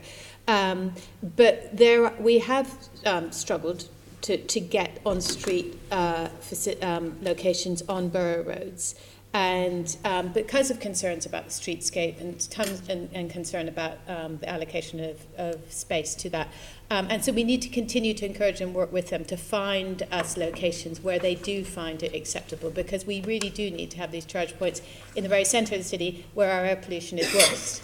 Yeah. Okay. Absolutely, thank I'm going to come back to David now, because we also now starting to become slightly pressed for time. Sure. So I'll come back to you, and then we'll be taking Joanne. Thank you. Just want to ask about the specifications of the rapid charging point. Is it 50 watts or 50 kilowatts, is it, or 100 kilowatts? Do you have 100 kilowatt ones, or? Have 50 kilowatts is the standard we're deploying at the moment. Okay. We're keeping an eye on the super fast charging technology though. So anything over 50 kilowatts, you call that super fast, do you, which we don't have at the moment? Are there other cities, I'm putting words in your mouth, do we have them in London? You say they're I was just going to say, I believe Tesla's superchargers are faster than that, but that's a private network. Okay. Are there other cities that are more advanced than London in providing the sort of network for black cab for taxis that you know about, or is this are you trailblazing here in London? I believe we're trailblazing. I don't know if you've got. I think from a rapid perspective, we are certainly. Yeah. Do you see the specifications increasing by 2020 or 2022? Do you think that you're going to 50 kilowatts is what you've got at the moment, but do you see them being a greater magnitude? Do you see 100 kilowatts, perhaps even 200 kilowatts or 500 kilowatt chargers coming in sort of over the years? Yeah, that's a really sensible question, and I think that's exactly why we don't want to put a number on putting in sort of 5,050 kilowatt points over the next few years. If, lo and behold, actually a 200 kilowatt affordable solution or 300 kilowatt solution comes on, that would be ideal. You charge a vehicle in a few minutes. Yeah. And that's what National Grid have alluded to in their report as well. Maybe that's the future, but again, frontier planning at the moment. Okay, right, thank you. Fast-moving situation. Finally, Joanne, who's going to lead our last group of questions to you. Thank you. My questions were on the industry skills, but unfortunately our main witness was from the Institute of the Motor Industry. So I'm going to ask the questions anyway. If you feel you can give me an answer, please do so, but we'll obviously ask for some answers in writing too. It's my understanding that electric vehicles need very different skills to repair and maintain them. And at the moment we may have a skill shortage, so it's fine buying your electric vehicle, but the only way you can get it serviced, maintained or repaired is to go back to that initial dealership. Can I ask, is that something that you've been looking at, and what talks are you having with the industry, but perhaps also with the Deputy Mayor for regeneration and skills on how we tackle this shortage? Yeah. Do you want to talk about the low emission neighbourhoods? Yeah, so I think part of the Go to Low City funding we got was not only to deploy infrastructure, but also to test and trial new initiatives. And that created some what are called neighbourhoods of the future. And using that funding, we've actually helped, and that and the low emission neighbourhood funding from the Mayor would actually help trial some apprentice schemes for upskilling mechanics, I think, in this area. It's something we're aware of, and I personally, I see it as an opportunity to help upskill young people in what is a rapidly changing industry. Yeah. Are we looking at new accreditations for next generation of garage mechanics, if you like? I think you'd need to ask an industry representative on that. Just to say it, I think you do have a real issue for concern there, and that's why we're doing what we can to provide money or support to the boroughs to upskill apprentices or their mechanics themselves. But accreditation, I think, is something, that the industry representative would need to take on. And are you talking to the further education sector about this as well, or is that with the Deputy Mayor?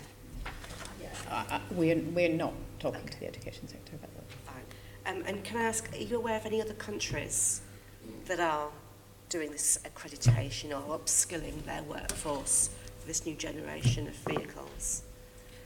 No, personally I'm not, but what I'm going to do, prompted by your questions, is just go back and find a little bit more so obviously the people within our teams who have been doing and running this training for apprentice for mechanics, they will have some understanding of that. So if there's anything I can draw out from the programme of work, I'm happy to share it with you. Thank you. I don't know whether there's a zip car for a few vehicles you have, whether you've had any experience of this. I think there are a few realities which come to bear on operating kind of EVs at scale for us, and that is on top of the upfront costs, the repair costs and maintenance costs are higher.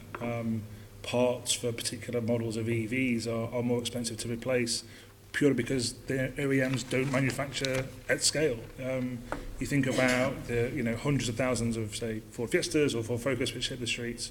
Replacement parts for those are easier because they manufacture more of them.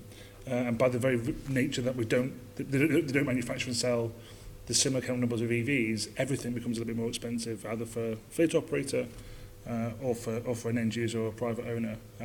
We're certainly upskilling our staff when it comes to how do we operate these vehicles, how do we make them kind of like on street ready for users, and how do we integrate our technology. So it's taken us a few years to really get under the hood, so to speak, of the cars. But I can't speak for any kind of ongoing kind of programs which are going to help. This is probably best done in writing to the various parties, but can I just ask one further question to Gary? Do you have to do any further education with your customers about using an electric vehicle? Yeah, absolutely. There's a burden which we have to kind of share, and that's they need to plug them in when they're finished with the vehicles. So the nature of a car club has always been to try, we try and instill this community feel, that it's a shared asset. And I've been with the company since it was called Streetcar. It was originally called My Streetcar. It's about how do you get people to think that it's me and my neighbours who are sharing these vehicles, so therefore leave it in a condition that you would want to bring it back in. So number one with EVs is, make sure you store the cable correctly when you're taking the vehicle on hire, so you don't leave them behind and litter and kind of create a bit of a hazard for people. And also there's a cost there. If they go missing, they cost about £50 per charging cable. It's not cheap. And then when they're finished, get into that habit of plugging the car back in and not feeling like that's a barrier to usage. They don't feel like it's a pain. So there's certainly an education challenge from us from that perspective. And then just getting used to driving an EV is the feedback we get from members. It can be a little bit jarring, to have maximum torque as soon as you put the accelerator down. These cars move very quickly. Even if you buy a Nissan Leaf and you put the foot down, it will move very quickly from stationary. So there are plans in place for us to help normalise that as we kind of introduce more of them at scale. Listening to our members is really important, and seeing where the gaps are, we'll try and fill them. Well, thank you very much, and thank you very much to our guests this morning for coming along and participating in this really important discussion as we move London forward to a hopefully much cleaner situation and hopefully less congested and contributing to our zero carbon city goals. Could I ask the city to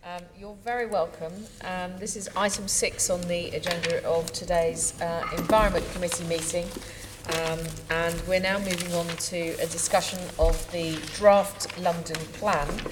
And our guests who've joined us will hopefully be able to answer any of our doubtless many and varied lines of inquiry into the environmental aspects of the plan. And we will try as one committee to stick to the environmental aspects. I'd like to particularly welcome Jules Pipe, who is the Deputy Mayor for Planning, Regen and Skills. You're very welcome. And with Jules, we also have Jorn Peters, who's the Senior Strategic Planner, one of them. We have Pete Heath, who is a Senior Planner, Rachel Rooney, who's another Strategic Planning Manager. We have Rian Williams, who is a Senior Strategic Planner, Andrew Jones, who I think has visited us previously, who is a Policy and Programme Manager, Doug Simpson, who is a Principal Policy and Programme Officer, and Stephen Inch, who is a Senior Policy and Programme Officer. And I want everyone who's just heard that to remember all of those job titles, which are similar but all different. Which be tested later. Yes, we're going to. Yes, we'll test the committee later. The first question is, as is traditional from me as the chair, which is it still a mayoral objective for London to be a world-leading sustainable city? Absolutely. The environmental issues are distributed throughout the plan, and it's a very strong thread that does run throughout it. I think it embodies the Mayor's vision for good growth, and I think environmental issues are at the heart of those good growth policies that wants to see London develop in an economically and socially inclusive way, but one that's also environmentally sustainable. So do you feel that the Mayor's environmental ambitions are expressed at the highest level in the plan then, and throughout all of it? Absolutely, throughout all of it. There are a number of issues that perhaps before have had just single chapters to them, and then that's it, refer to that chapter. But this plan, you've got to read, someone's got to read it as a whole and take all the policies in the round. And as I say, there are issues that are distributed throughout the document. Okay.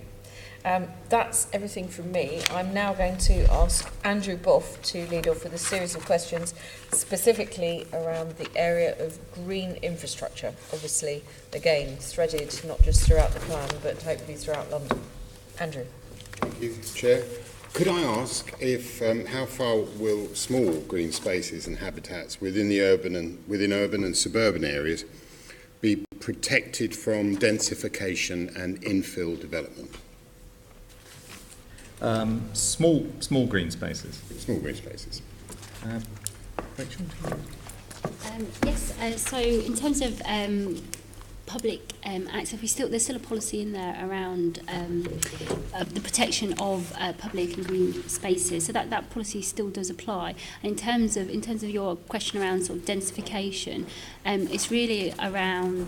I mean, obviously we've got a much stronger policy around small sites, and we've recognised the importance of green space in order to densify so that we remain a sustainable city. So the policies do try to ensure that there's no net loss of green space. So in terms of protecting the in terms of developing the small sites, it's about making sure we try and do design solutions so that those green spaces are actually on those small sites where possible, but at least close by, so there's no net overall loss. But in terms of the policy strengths, they're still as strong as they were in the previous plan, and we think through good design we can keep that protection. You're saying there's something in the London plan that will instruct planning committees when taking decisions that there should be no net loss of green space. And when the developments go to the planning officers and they talk about the design and talk about options around design, then those policies are still strong there. So yes. And so it's some of it's obviously trying to get it on site where possible, but also if that's not possible, it's about putting it as close as possible to it. But it is around, there's also complements the policy around increasing green cover to 50% as well. So application by application, each application will have to be tested on the basis of whether or not it maintains green cover. Is that correct? Green cover, yes. I mean, it would be expected that green cover should not be diminished and preferably enhanced. But then this comes down to the definition between green space and green cover. Clearly, green space is more green belt, metropolitan land, parkland, publicly accessible.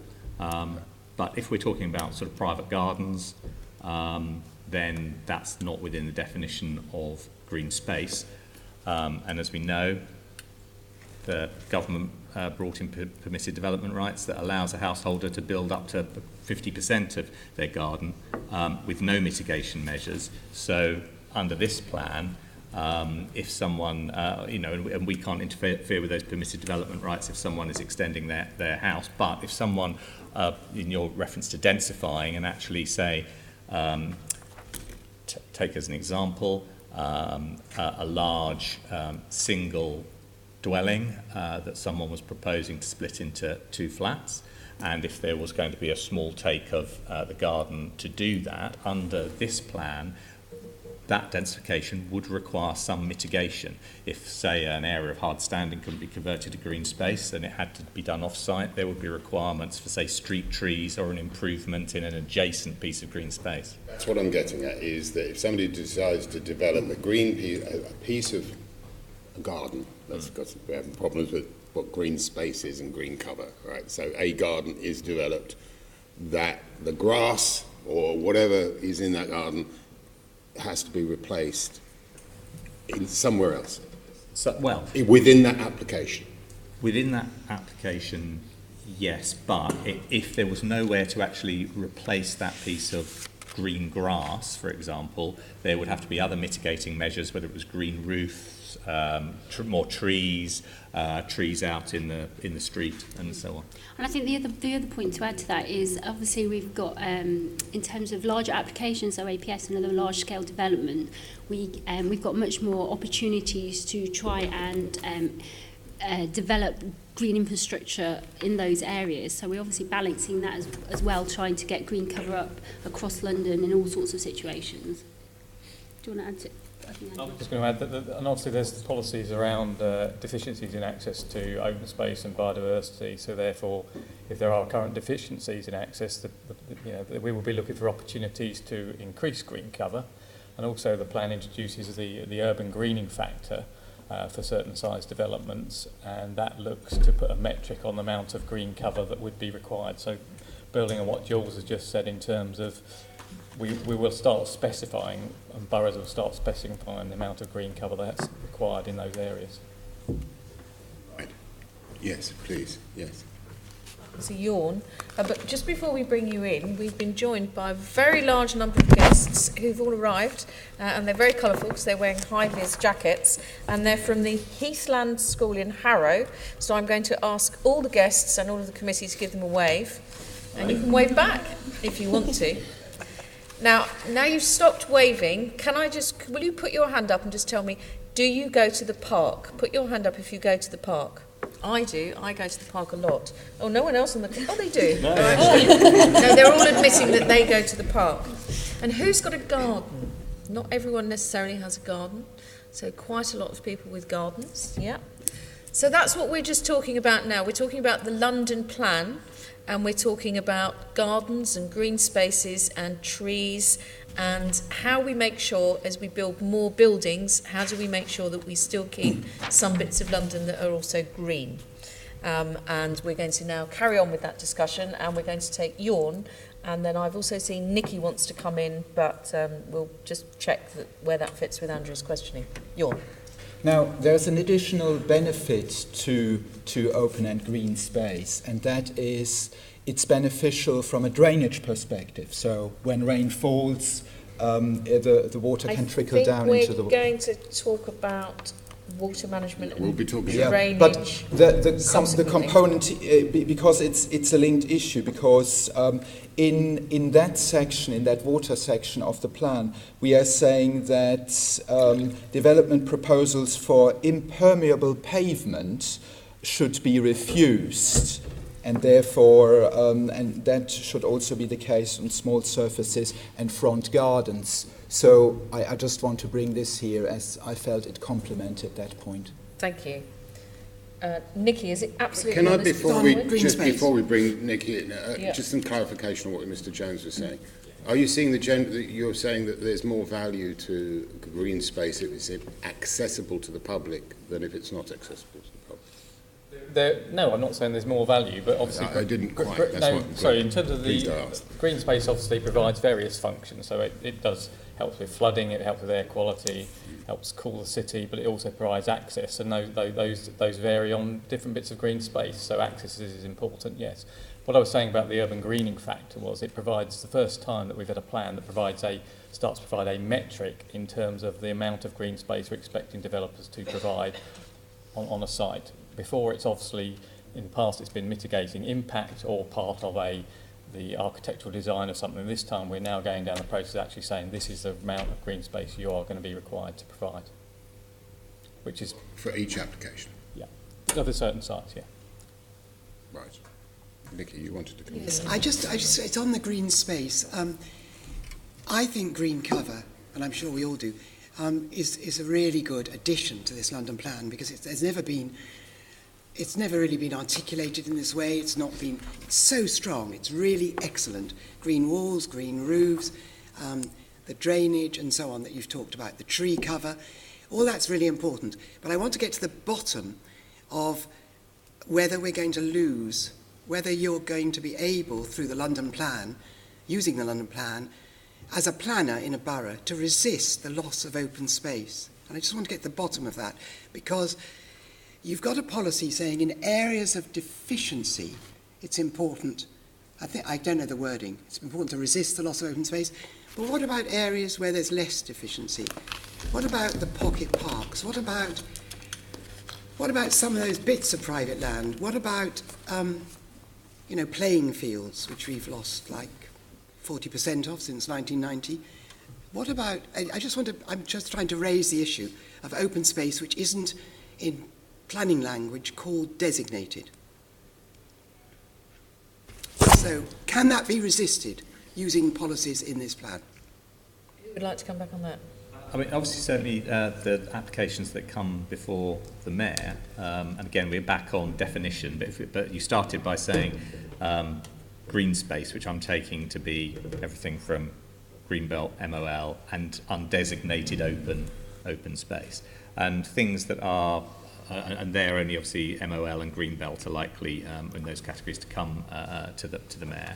And since his since his time as mayor, there's only been one application of virgin greenbelt, greenbelt, it was MOL, a virgin MOL where an application was allowed, and that was in a park, and it was for a small youth centre which needed to be in an area of out of neutral postcode territory, if you know what I mean. And actually, I thought it was a very good idea that was going to be encouraging young people to come and use this park. It was less than 1% of the footprint of the park out in East London.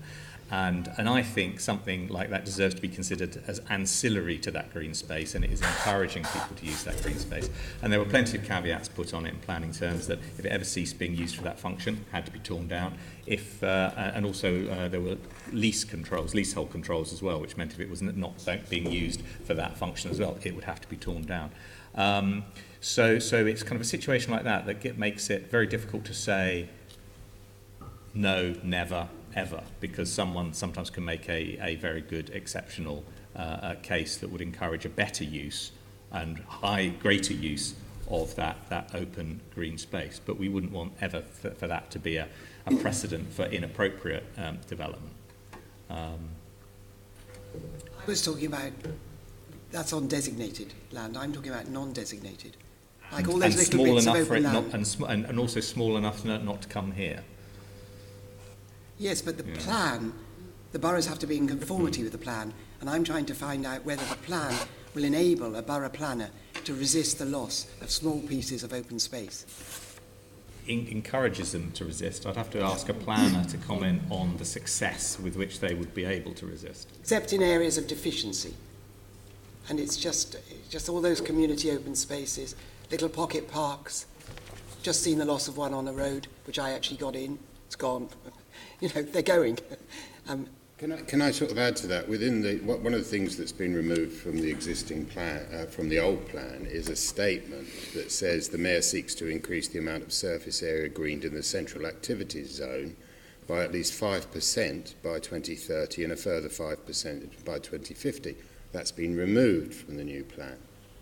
So what I think Nick is alluding to is that what are the protections that are there for improving the availability of Greenland, because it doesn't look like there's these explicit protections in the new plan that there were in the previous plan. I don't think that I don't agree that any protections have been removed. Certainly that as a target has been changed. Now there's the London-wide target of the 50% green cover. It's not the same, sorry. Andrew said about green the target for green space or green cover within the CAS. I mean, there's now a London-wide one. As I say, about the deliverability of boroughs in resisting the loss of small green spaces. Does anyone want to? I mean, just to add to Jules' point, I mean, you talk about the CAS policy. Jules mentioned the 50% green cover, and the CAS policy has been very successful in terms of the number of green roofs that we've ended up having installed since that green roof policy is in there. And now we've broadened that ambition to the whole of London, so the ambition is extended. In terms of the small sites, I think we've already gone over the point in terms of the small sites policy. Says there'll be no loss of green cover, no net loss of green cover. So therefore, that loss of that accounts for certainly the green bits of the resisting development, where there's a piece of open space which has got green cover on a small site that's undesignated. My understanding is that G1B is going to require the boroughs to prepare their own green infrastructure strategies, which I assume will be one means of applying the kind of requirement to them that we're alluding to, which is replacing the commitment to work that was previously there to work in partnership with the boroughs. However, the issue is that the developing green infrastructure in an area of deficiency has now come out of the plan, which was in the old plan in 2.18C and 2.18D.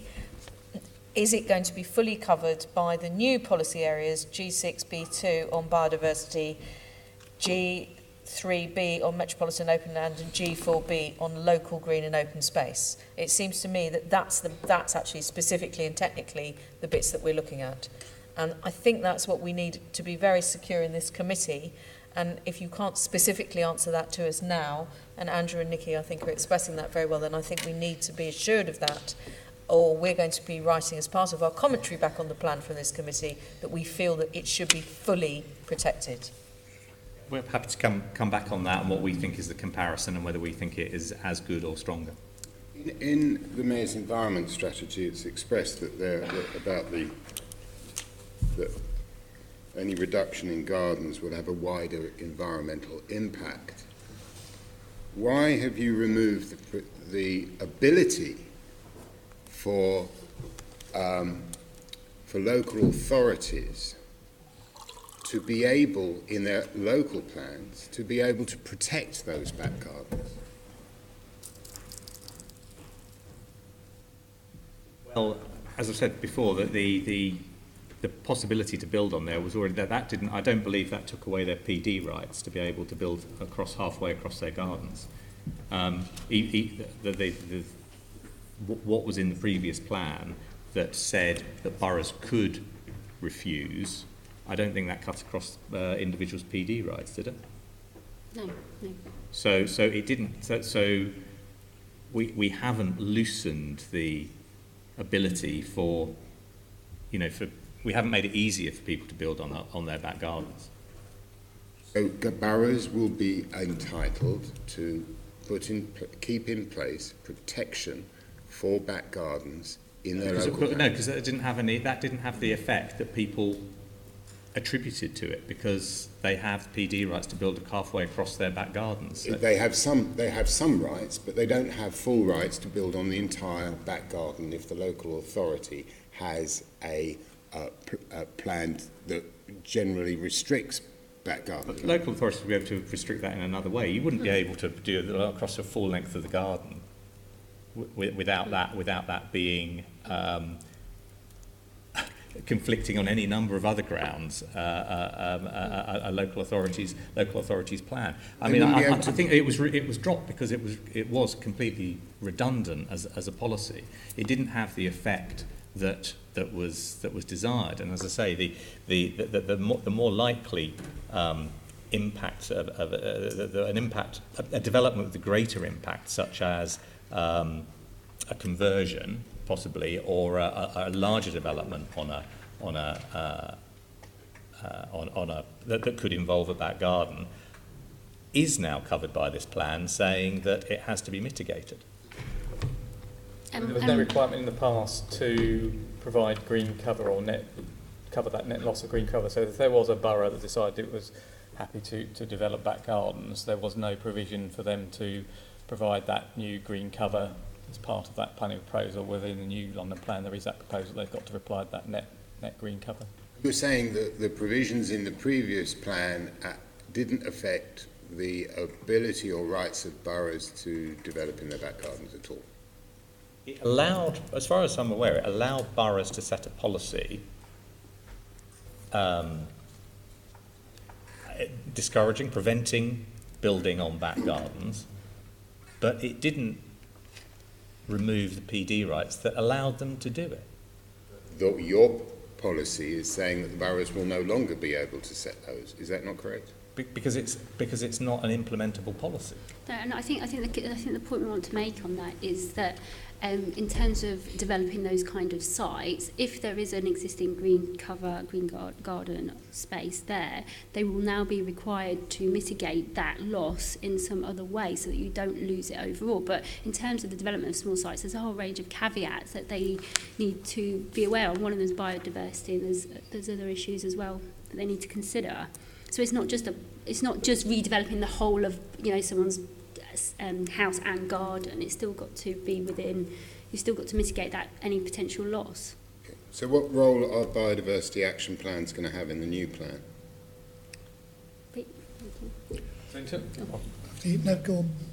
In terms of, when you mean the role of biodiversity action plans, obviously we're promoting the production of green infrastructure strategies at the borough level, and biodiversity action planning will be an integral part of preparing those green infrastructure strategies.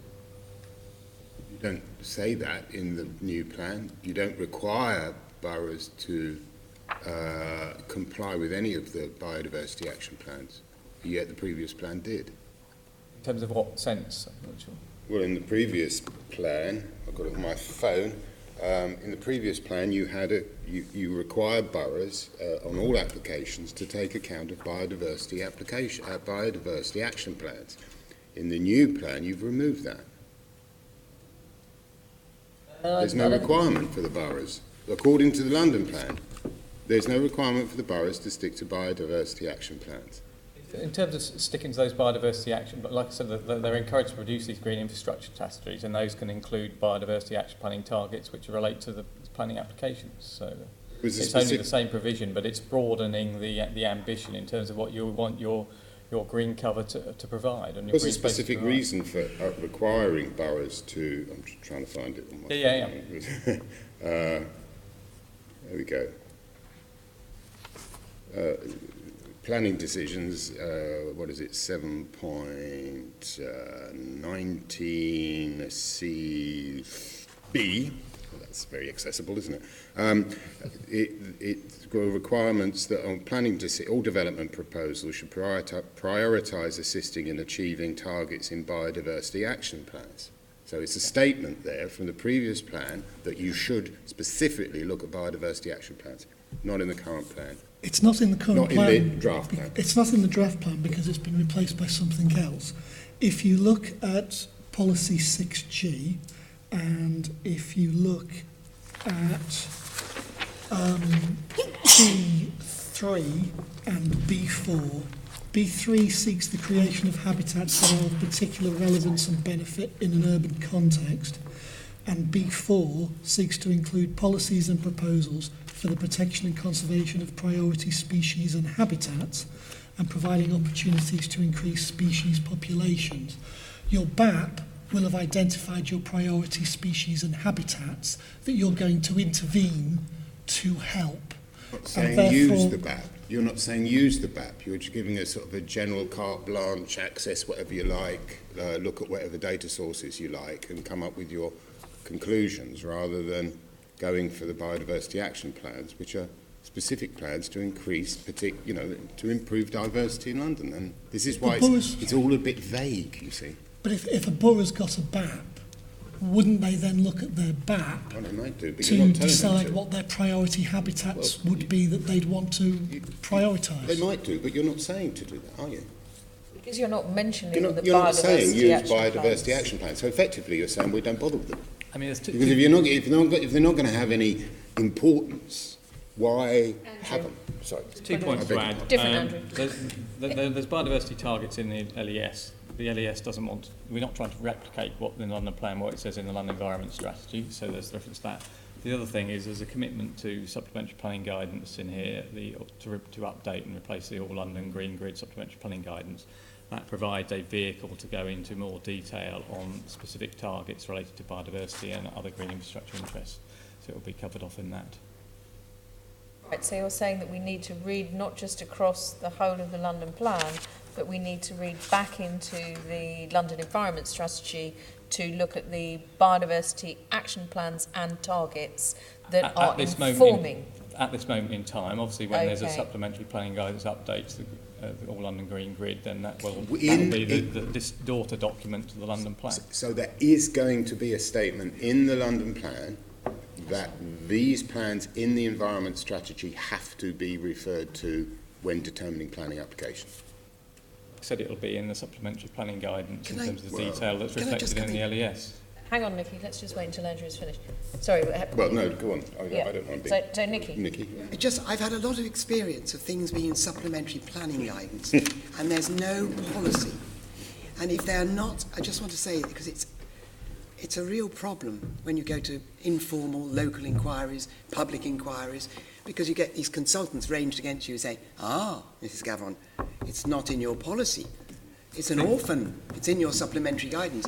So what policy is the hook for this supplementary planning guidance we're going to get? Because unless there's a policy, and unless that policy is expressed as requiring, not just encouraging, but requiring, it doesn't really have much bite. So, I mean, as Peter outlined, there's the policy there in terms of the ambitions about protecting, enhancing biodiversity.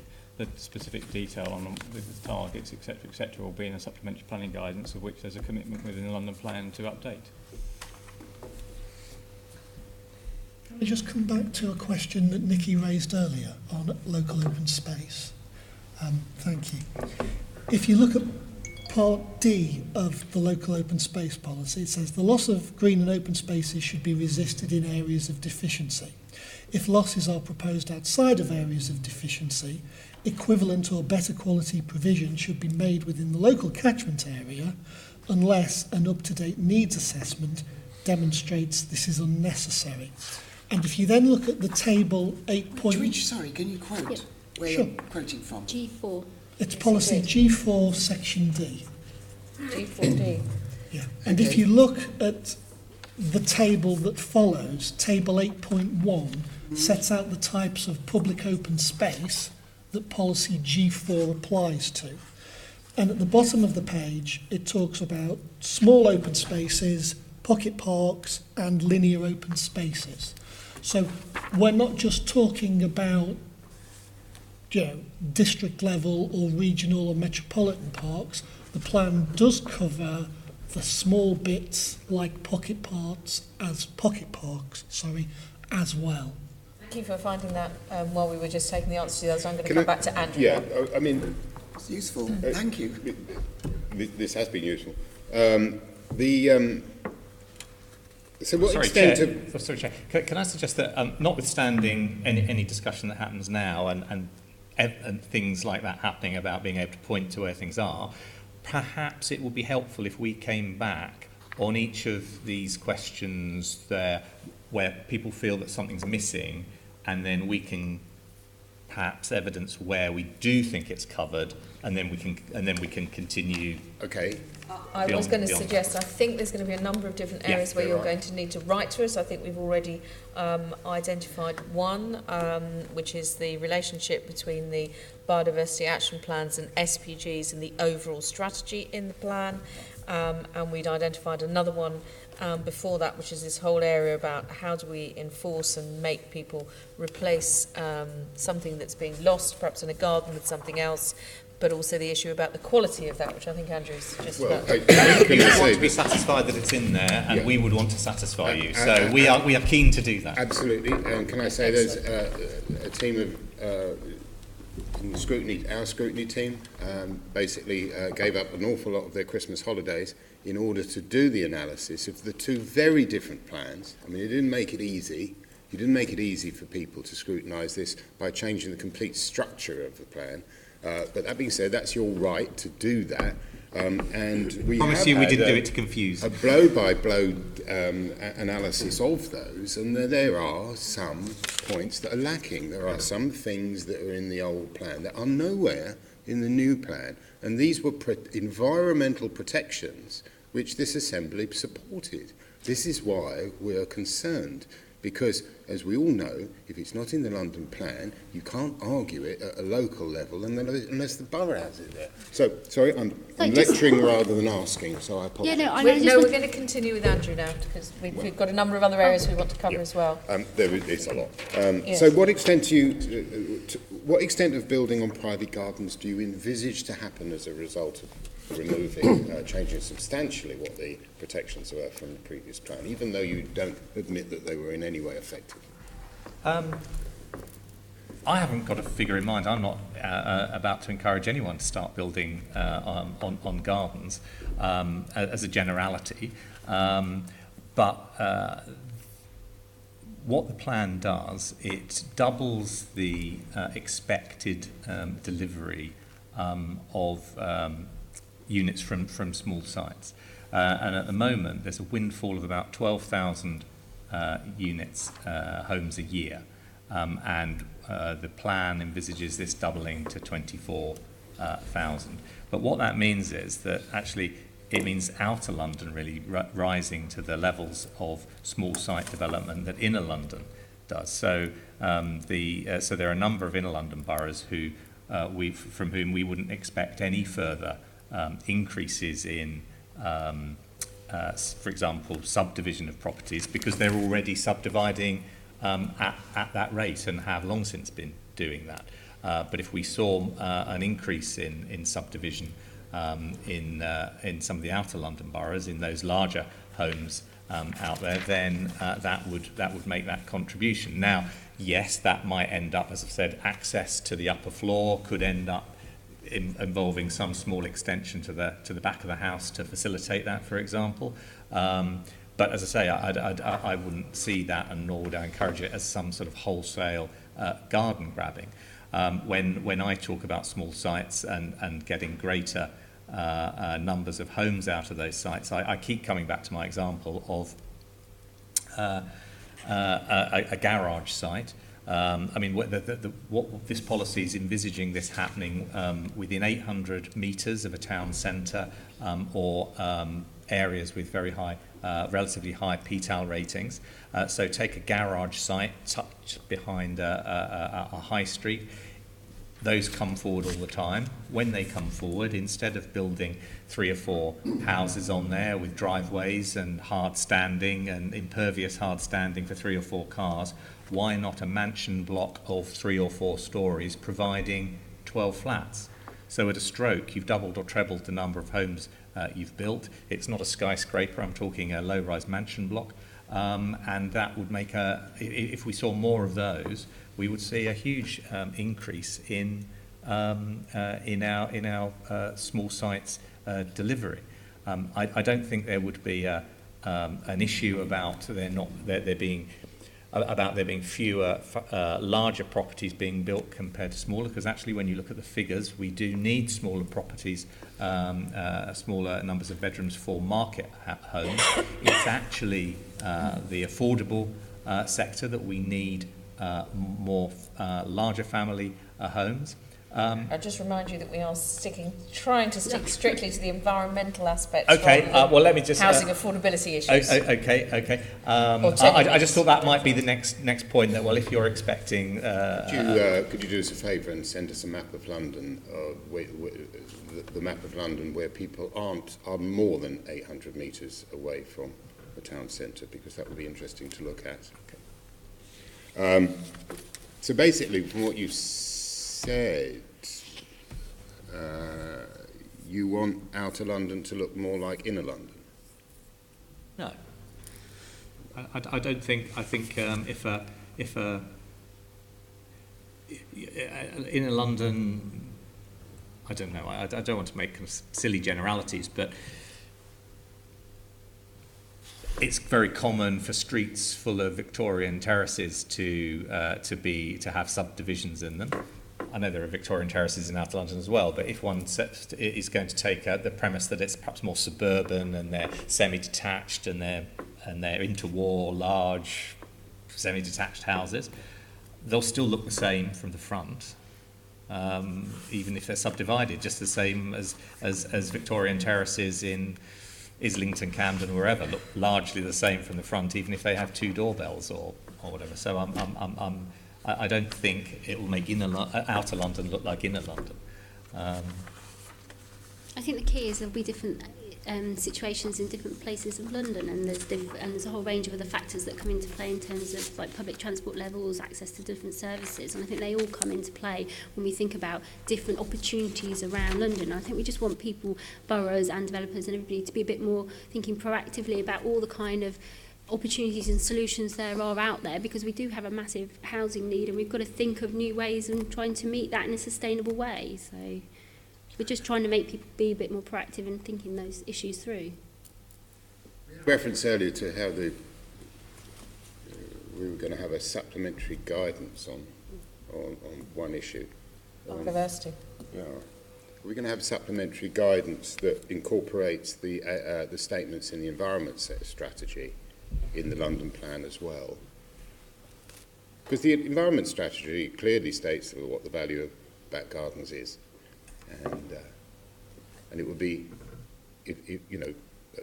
that's great words, but action. London plan is about actions. Yeah, I think the supplementary planning guidance, and they're only there to help support and provide guidance on how you implement policy. So one of the things we're going to be doing is around reviewing the housing design guidance, which will bring in a whole, I suppose, the issue that you're trying to, that you're referring to. So we're not going to have supplementary planning guidance on every single policy. It's where it's helpful and needs guidance in terms of implementation, and we'll try and look just not at supplementary planning guidance, but also best practice guidance through our working with the other teams as well. So I think we're looking at a whole range of things. So not necessarily supplementary guidance on every policy, but where it's helpful to help implement it.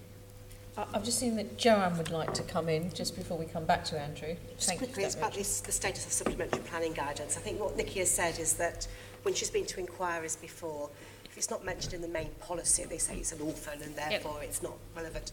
But I think Andrew was saying that in the London plan, where you are going to have supplementary planning guidance, it will be specifically stated in the London plan that there will be guidance that should be used. Is that correct? Therefore, that will get over that. Yeah, so we've tried to not be totally specific, like we're going to update this guidance that relates to this policy, because there'll be guidance that might cover a whole range of policies. But we're also looking, particularly in the short term, because obviously we've got to wait for the plan to be adopted before we can then do the supplementary guidance that then attaches to that plan. So we're looking at how we can do best practice guidance in the intervening period as well, so that can, obviously it'll be referred to, and then that will. I'm thinking about the legal status. You either mention it in the plan that it will be coming and should be read, or if you do a supplementary planning guidance, it has to specifically say that it is the interpretation of the policy in the plan. So it does. It's explanation of the policy or a range of policies to and how they come together to implement something. But you don't have to say it specifically in the plan. If it's not there, you can't do it in the future. Yeah. I think we've identified this as potentially something that we will write to you to encourage the strongest possible protection for biodiversity and green infrastructure. I'm not quite going to say by whatever means necessary, because that implies potentially other things. But I'm now going to come back to Andrew. We'll put you in. Yes, I realise I'm spending a long time with this, but it's quite an important area for the Assembly, I know. How will the quality of tree cover be ensured if references are dropped to the maintenance, the right tree principle and valuation?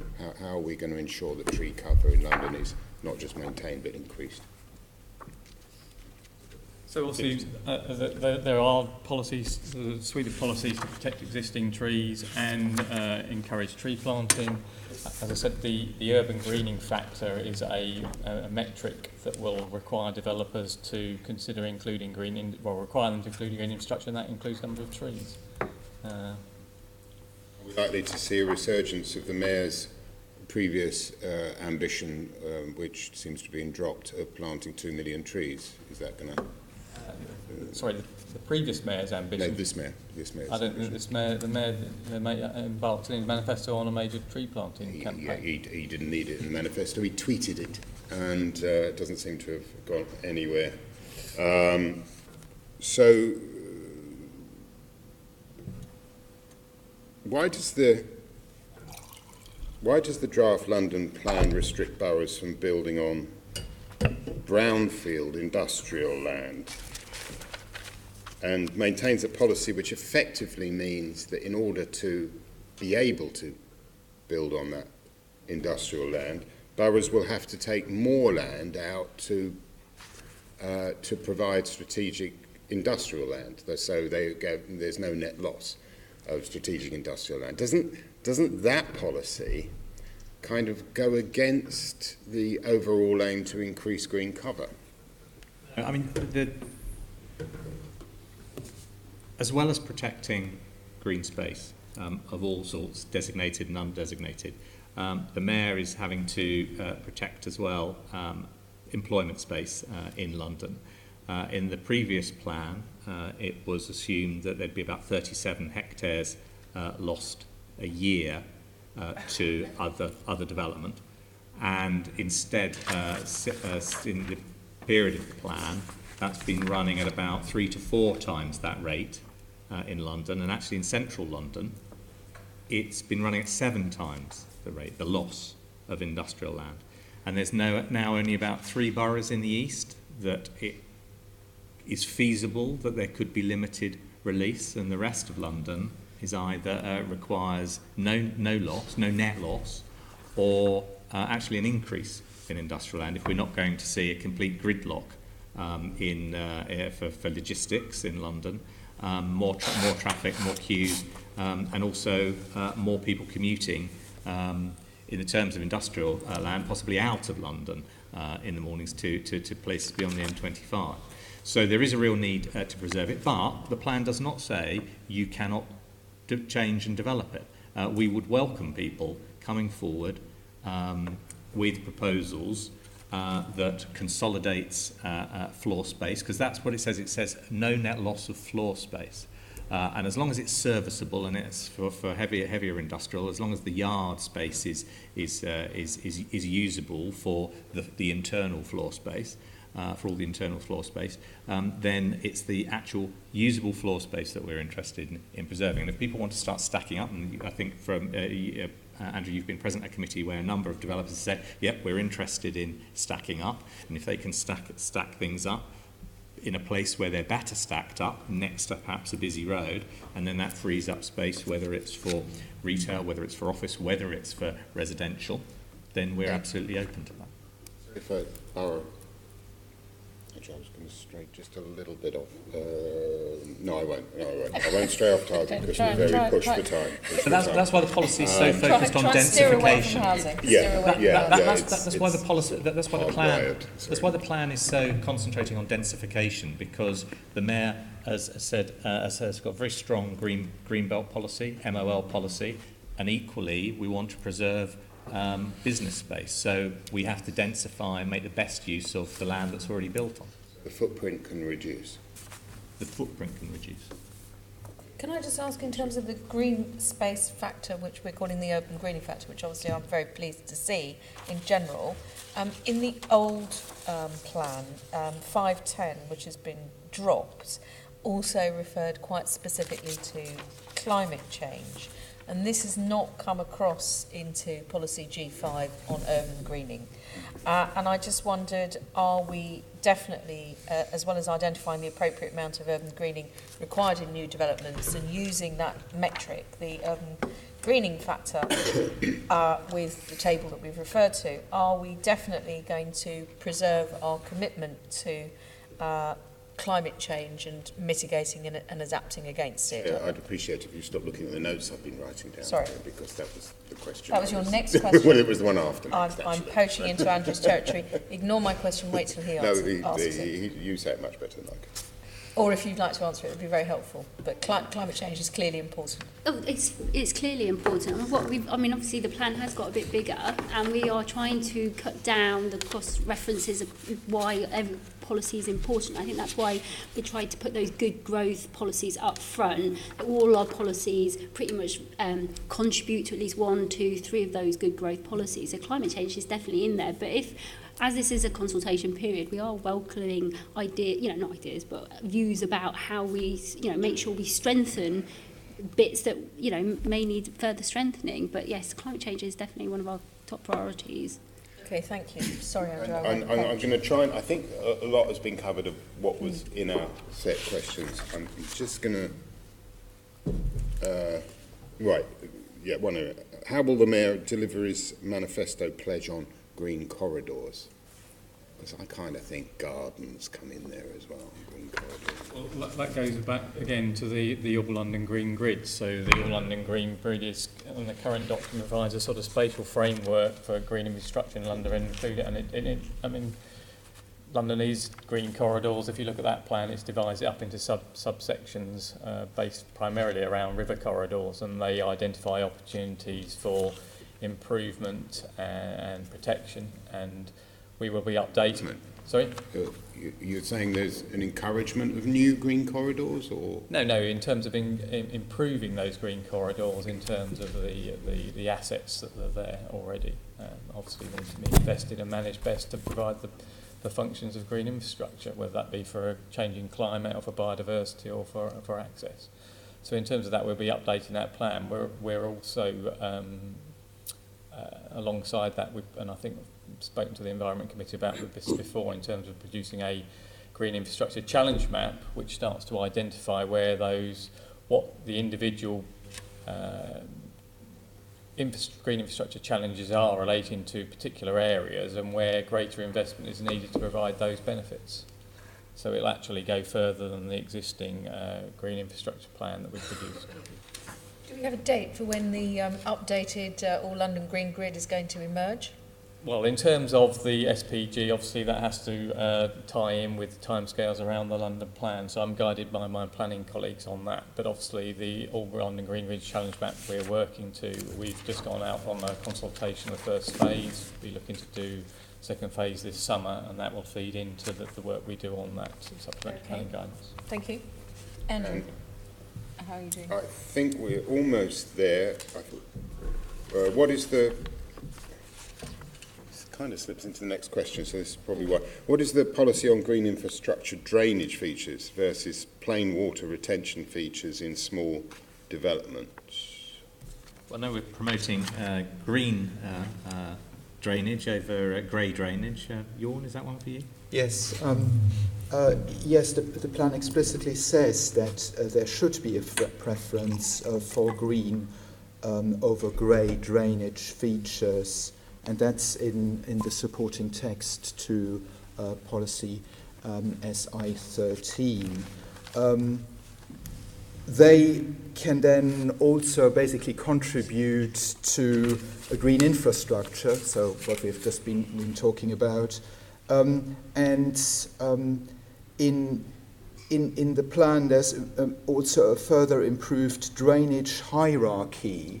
So quite high at the top of that are infiltration techniques, are green roofs. Again, we see that also as beneficial in the wider context. What we would find particularly beneficial is even a combination of green and blue roofs, where you have sort of then a storage tank at roof level that can then irrigate the green roof. So that would be sort of a gold standard thing. Obviously, I already mentioned the policy mentioning that developers should be careful with paving over and making areas of the garden impermeable. And maybe just to also say that we have our Sustainable Drainage Action Plan promoted through the environment strategy, but also through the London Plan, which complements the London Plan policy. And again, here in terms of retrofitting, focusing on retrofitting, but also focusing on good practice related to drainage, including green features. I live in a place where it's all green drainage on Barking Riverside, and we haven't been flooded yet. So so far I've got faith in it. I think that is me. Yep. Thank you. Obviously, if you think of something else, Andrew, then we can always pull that back in. In the meantime, I'm going to move on to David, which moves seamlessly on into integrated water management, having just started to touch on drainage.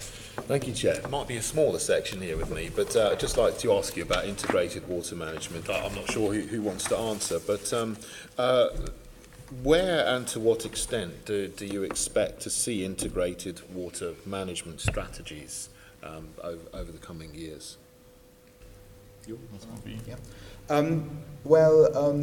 First of all, they are clearly explicitly referenced in the environment strategy. They are explicitly referenced in the London Plan. There are also components of that in the MTS, so it's sort of throughout the strategies, not only in the London Plan. We do see them used in opportunity areas in particular, but not every development proposal will require an integrated water management strategy. The new draft London Plan requires such a strategy to be considered for major development locations where particular flood risk and water-related constraints, such as limited sewer capacity, for example, require an integrated approach to the provision of the infrastructure, but also for flood risk management purposes. So what I'm saying is we will look at this on a case-by-case basis in the light of where the constraints are and how significant they are. So it seems that the developers just need to consider whether they have them, but that's not a requirement on developers. Is that the case? As I say, we flag up that these are that this is a mechanism that may be suitable, for example, in certain opportunity areas, but we can't make it a complete requirement because that would be unreasonable and go over the top. So the point is, we would want such a strategy to be applied where we, talking to the expert, talking to the developers, talking to, for example, the Environment Agency jointly, we would then decide if and when it's necessary. And there have been obviously quite a few being developed recently, partly in the major development areas, Older Common. There has been one for Vauxhall and Elm. So there where you would expect them, but I think it should be a case-by-case basis. Okay, so the larger ones, a couple of good examples there of larger areas where you've got them. But what would happen if a developer considers an integrated water management strategy in a large development, but then decides later on it's too much trouble or too much cost, and then pulls back from it? Is that something that that there's a chance of happening or risk of happening, for example? No, I don't think so. I think if we would consider that it's necessary based on the constraints in terms of water management and flood risk, we would insist on it. And obviously we have the London plan, but in the opportunity areas we are developing in many of those opportunity area planning frameworks. Now, through those, we could again reinforce the message for the need of something like that. And then we would have also, for example, the Environment Agency, possibly water companies, working with us to put pressure onto developers. That is happening.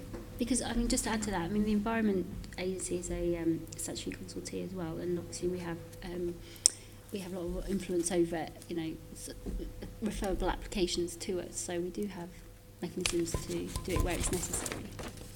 Okay, thanks. Just I've got Nikki, one more question just to let ask, David finish. which is obviously we know London's population is growing rapidly, and it may reach 11 million, 12 million perhaps by 2050. How is the water supply going to be met if London goes up towards 11 or 12 million inhabitants, and how are the drainage wastewater needs going to be met as well if the population continues to increase? And just before you answer that, I mean, the plan just references the fact that London has used 156 litres of water, which is 17 litres above the national average. The Environment Agency recommends that we get down to 130 litres, and the Code for Sustainable Homes, before it was sadly scrapped, used to say that if you were going to achieve Code 4 or even 5, that you had to produce dwellings that would drive down towards 130 as the average usage. Are we going to be strengthening this in this plan? Just referencing that we use a lot of water in London seems a bit weak to me, and I think we do need to be taking this much more stringently and really, not just getting the water companies or the Environment Agency to mention these things. What can we do to really drive this with developers? Okay. So try to combine the answer to both questions. So minimizing water use, so looking at policy SI5 on water infrastructure.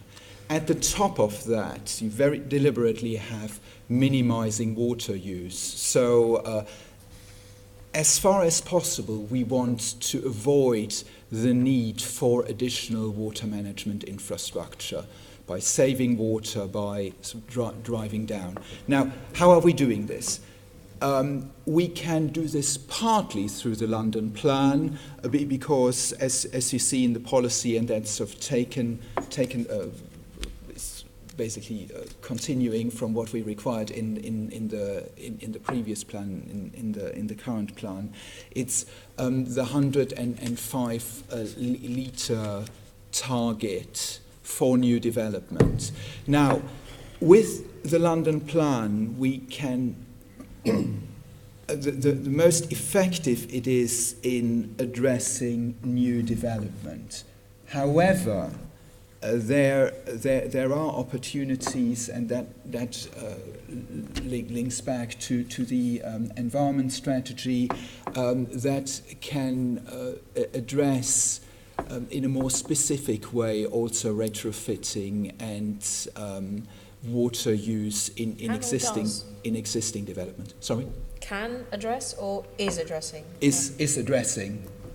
So the London plan is focusing on new development. As I say, the target is 105 litres, and it's about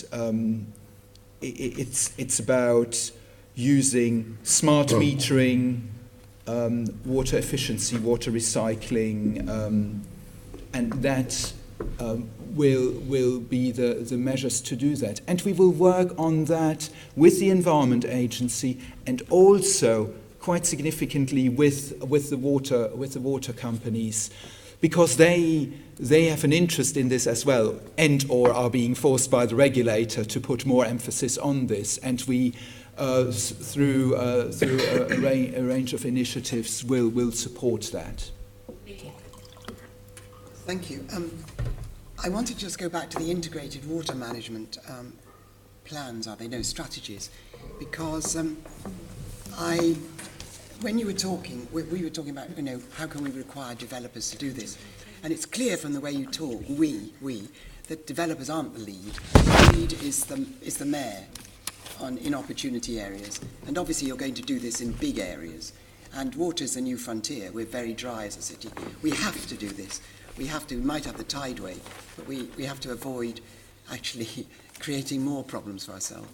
So what interests me is these are optional, but the mayor is involved in opportunity areas. Obviously, Thames Water Environment Agency will also have a say.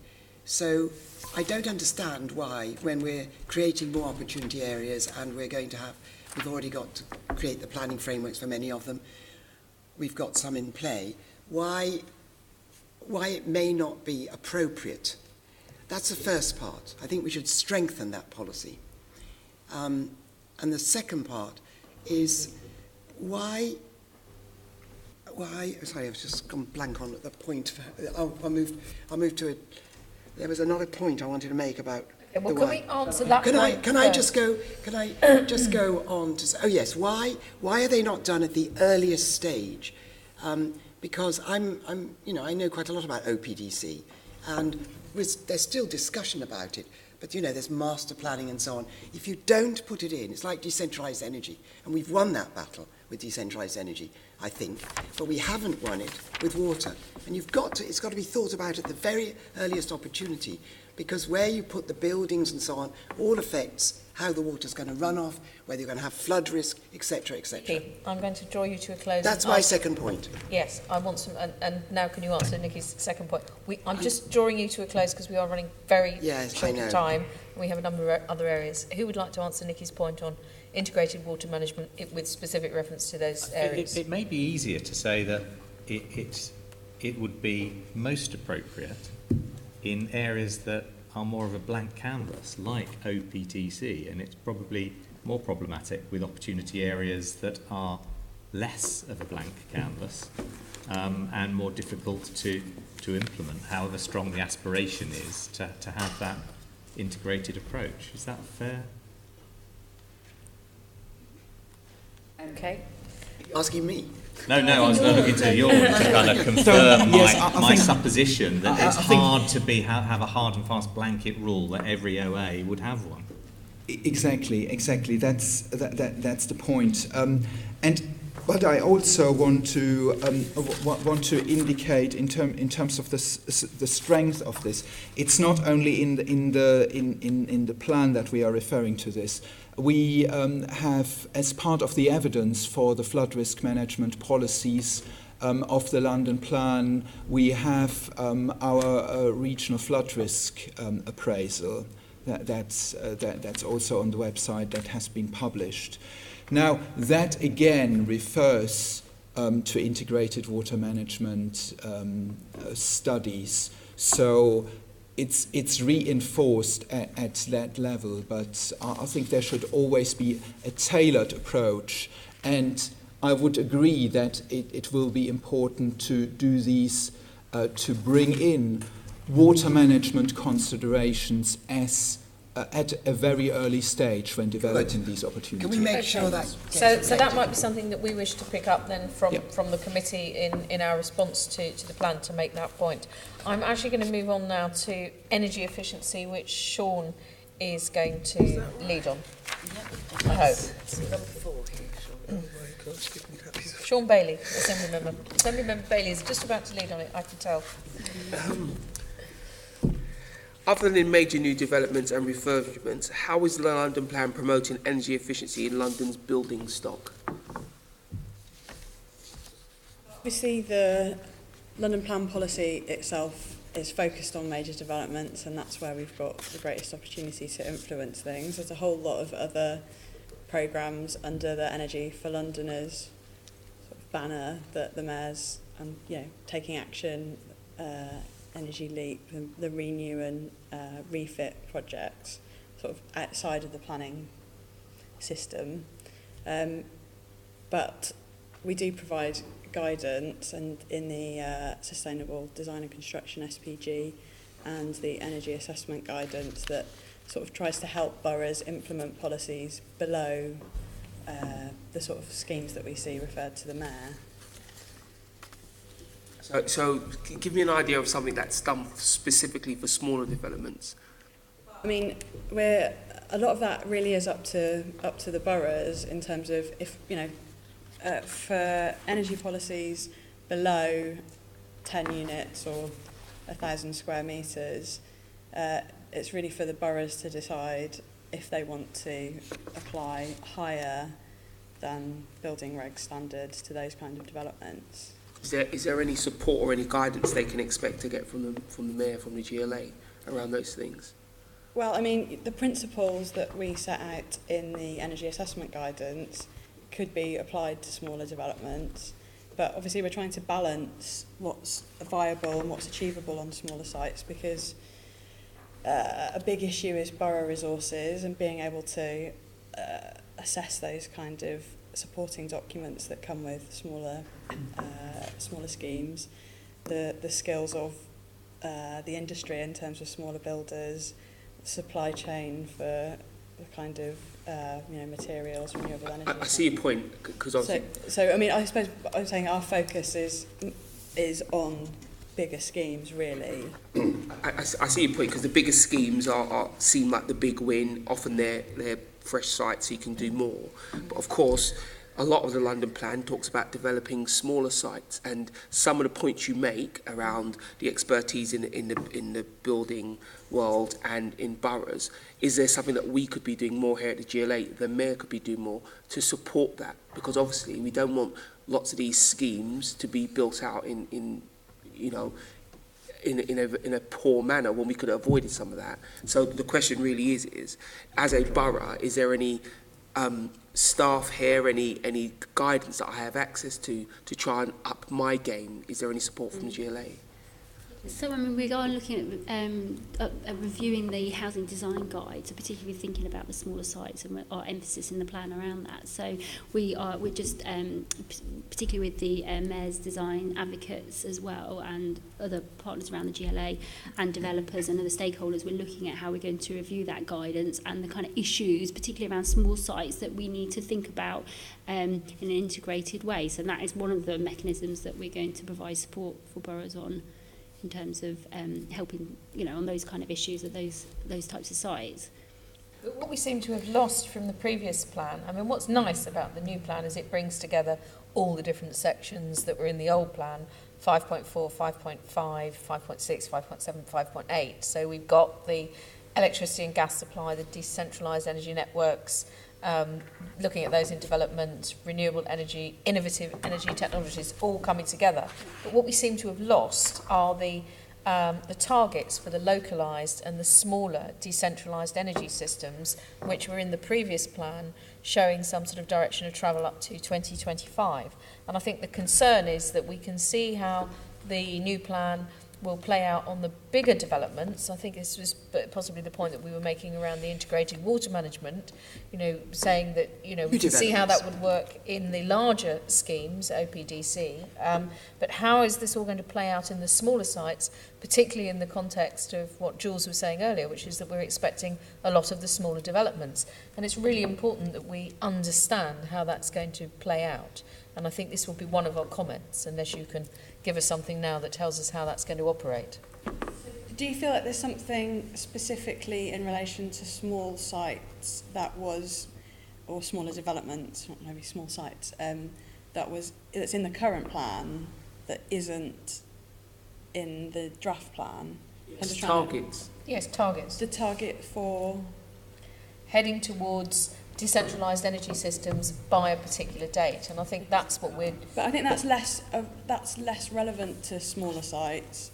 It's really the larger sites where decentralised energy is going to be important, and that's why we've set out the heat network priority areas. That's a new thing in this plan, and that's really to reflect the fact that even under the current plan, some sites are in areas where there's just not the heat density, there's not the demand, and there was never going to be a heat network in that area.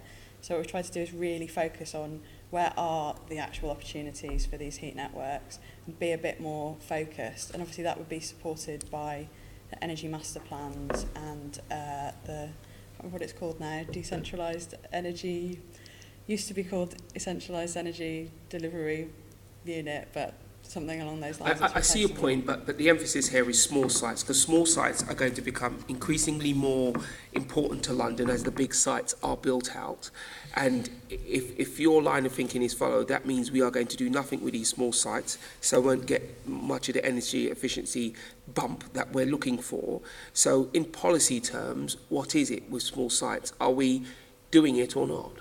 That goes back to the design guidance that we'll be bringing forward that Rachel was talking about. So that will be relevant for the ultra small sites where the conversions and the 3 or 4 less than 10 units on a site, and that's clearly going to be the province of the boroughs, but we'll supply the guidance to the boroughs as to what we think good design is, and that would include energy efficiency.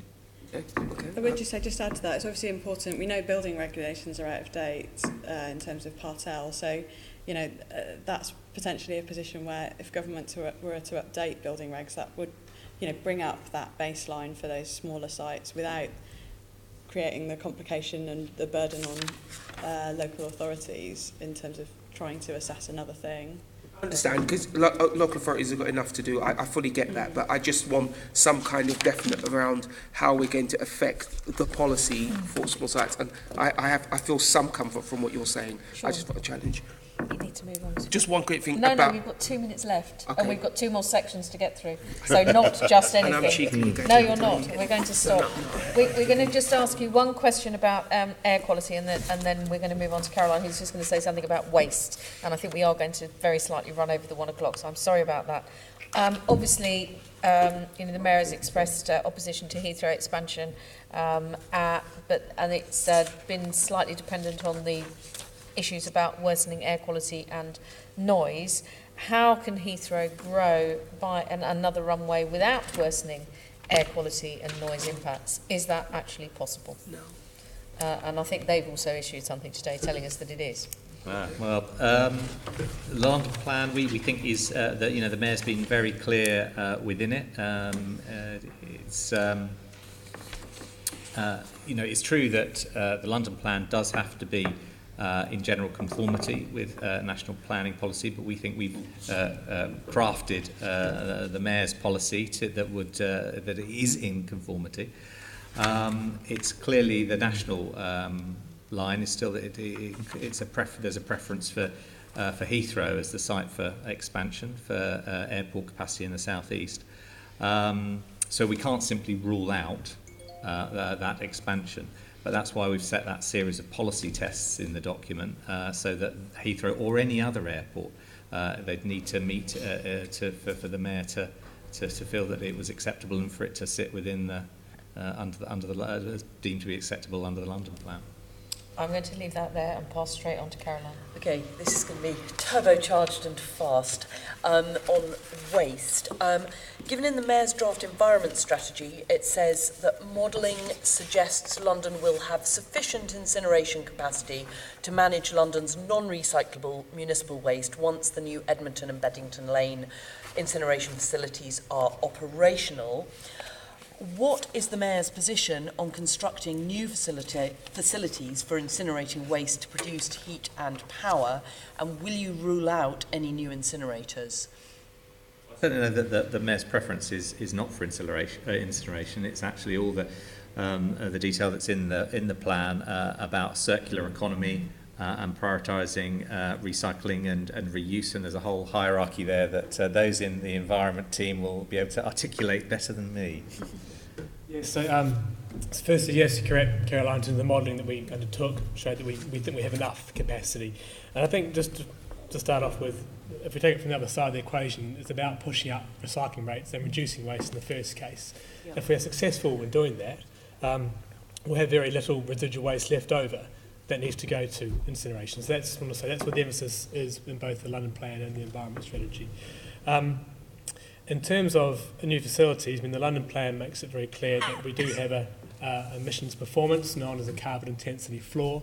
That was established back in 2011 when we first took a carbon-based approach to waste management.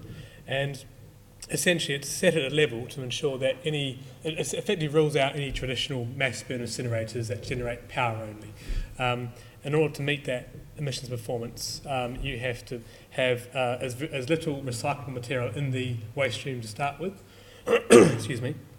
And secondly, you need to have heat and power, or plans to put in heat and power infrastructure. And I think it's useful to say that we've held strong to that level. All the incinerators in London are either having some heat offtake from them. So the Selchip incinerator in Lewisham has been providing heat to about 2,500 residents for about 3 or 4 years. And there are also plans with the other two incinerators to have heat offtake plans. You think, though, that there is a tension between the desire to generate heat with CHP plants, which are waste-fuelled, and the aim to reduce waste and reduce recycling? Isn't that a problem? There's a conflict of sorts there. I guess another way to look at it is that we have these plants built, or are in the process of being built. So let's make the most efficient use of them as possible. Let's make sure that they are as efficient as possible and they're treating the right type of waste as possible. I mean, if we get to a position whereby we don't have enough waste to go to these facilities and those facilities get shut down, then great. That's a fantastic scenario to be in. But I think the modelling that we've indicated that we want to get to a 65% recycling rate by 2030. Waste is expected to grow slightly because London's population is growing. We've got plans set out in the London Environment Strategy to try and drive down waste, particularly food waste. We've got circular economy support action plans, helping businesses to come up with the innovation and the products to try and design waste out of materials. So really, as I say, it's all about trying to move waste up the hierarchy and get to a position that we have as little waste left over as possible. And hopefully that's a position we get to which actually puts some of the incinerators into not being required, or their capacity not being required. You've said that aspiration for the current incinerators not being required, but you didn't actually answer the question about, does it mean that there will be no new incinerators? Although, however much that is the Mayor's policy and his intention, his planning hat would rule out him ruling out at this point, because any incinerator would come here for consideration under planning, and so he wouldn't be able to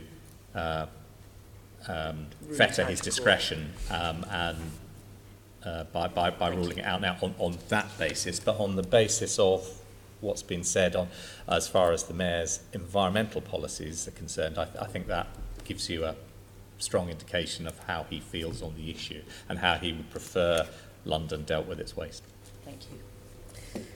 Thank you very much, Caroline. That was admirably to the point.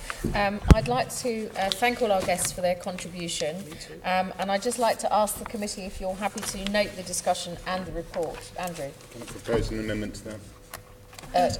Yes. What would you like to propose? Well, specifically, I requested, and I hope that we can log, that we have this map of London that is more than 800 metres away from wherever it's supposed to be from. And also, perhaps we can make further inquiries with regard to the questions that the Deputy Mayor answered about gardens, because he was referring to permitted developments, which are, of course, for extensions, not for new developments. We will, because we're going to be delegating authority to me as the Chair in consultation with the party group lead members to agree outputs which we've identified during the course of this meeting, which include the items that you've just referred to. That will be undertaken, because specifically, yes. I must admit, the bit in my notes that I didn't read was about the Deputy Mayor was responding about extensions rather than new buildings in gardens. We will be picking up that point. We can take that up. Yes, definitely. Because I've made a note of the things that... Nikki, is this... So pertaining to this, if we have further questions, which are environmental questions, and wouldn't be put through the Planning Committee or the Housing Committee, with your indulgence, can we do it via you? That's not relevant to this item on the agenda, which I'm still now going to return to, which is that we're going to note the discussion in the report, if we're minded to. Is that agreed? Agreed. Agreed. And are we happy to delegate authority to me as the Chair in consultation with the party group lead members any outputs arising from this discussion, which may potentially also include following up some further questions which you will channel through me on environmental aspects of the London plan, and I think that we can agree that point as well. Is that agreed? Which moves us on to item 7, which is the Environment Committee work programme. Hopefully you will be minded to agree the current and recent work detailed in paragraphs 4.1 to 4.2 of the report, which is to be found on pages 121 to 124. And are you minded to agree the future work programme? Finally, the last item on the agenda is the date of the next meeting, which is the 21st of February, when Thames Water, hopefully Thames Tideway, and a large discussion of water will take place. There is no other business I consider urgent. I declare the meeting closed. Only 10 minutes over.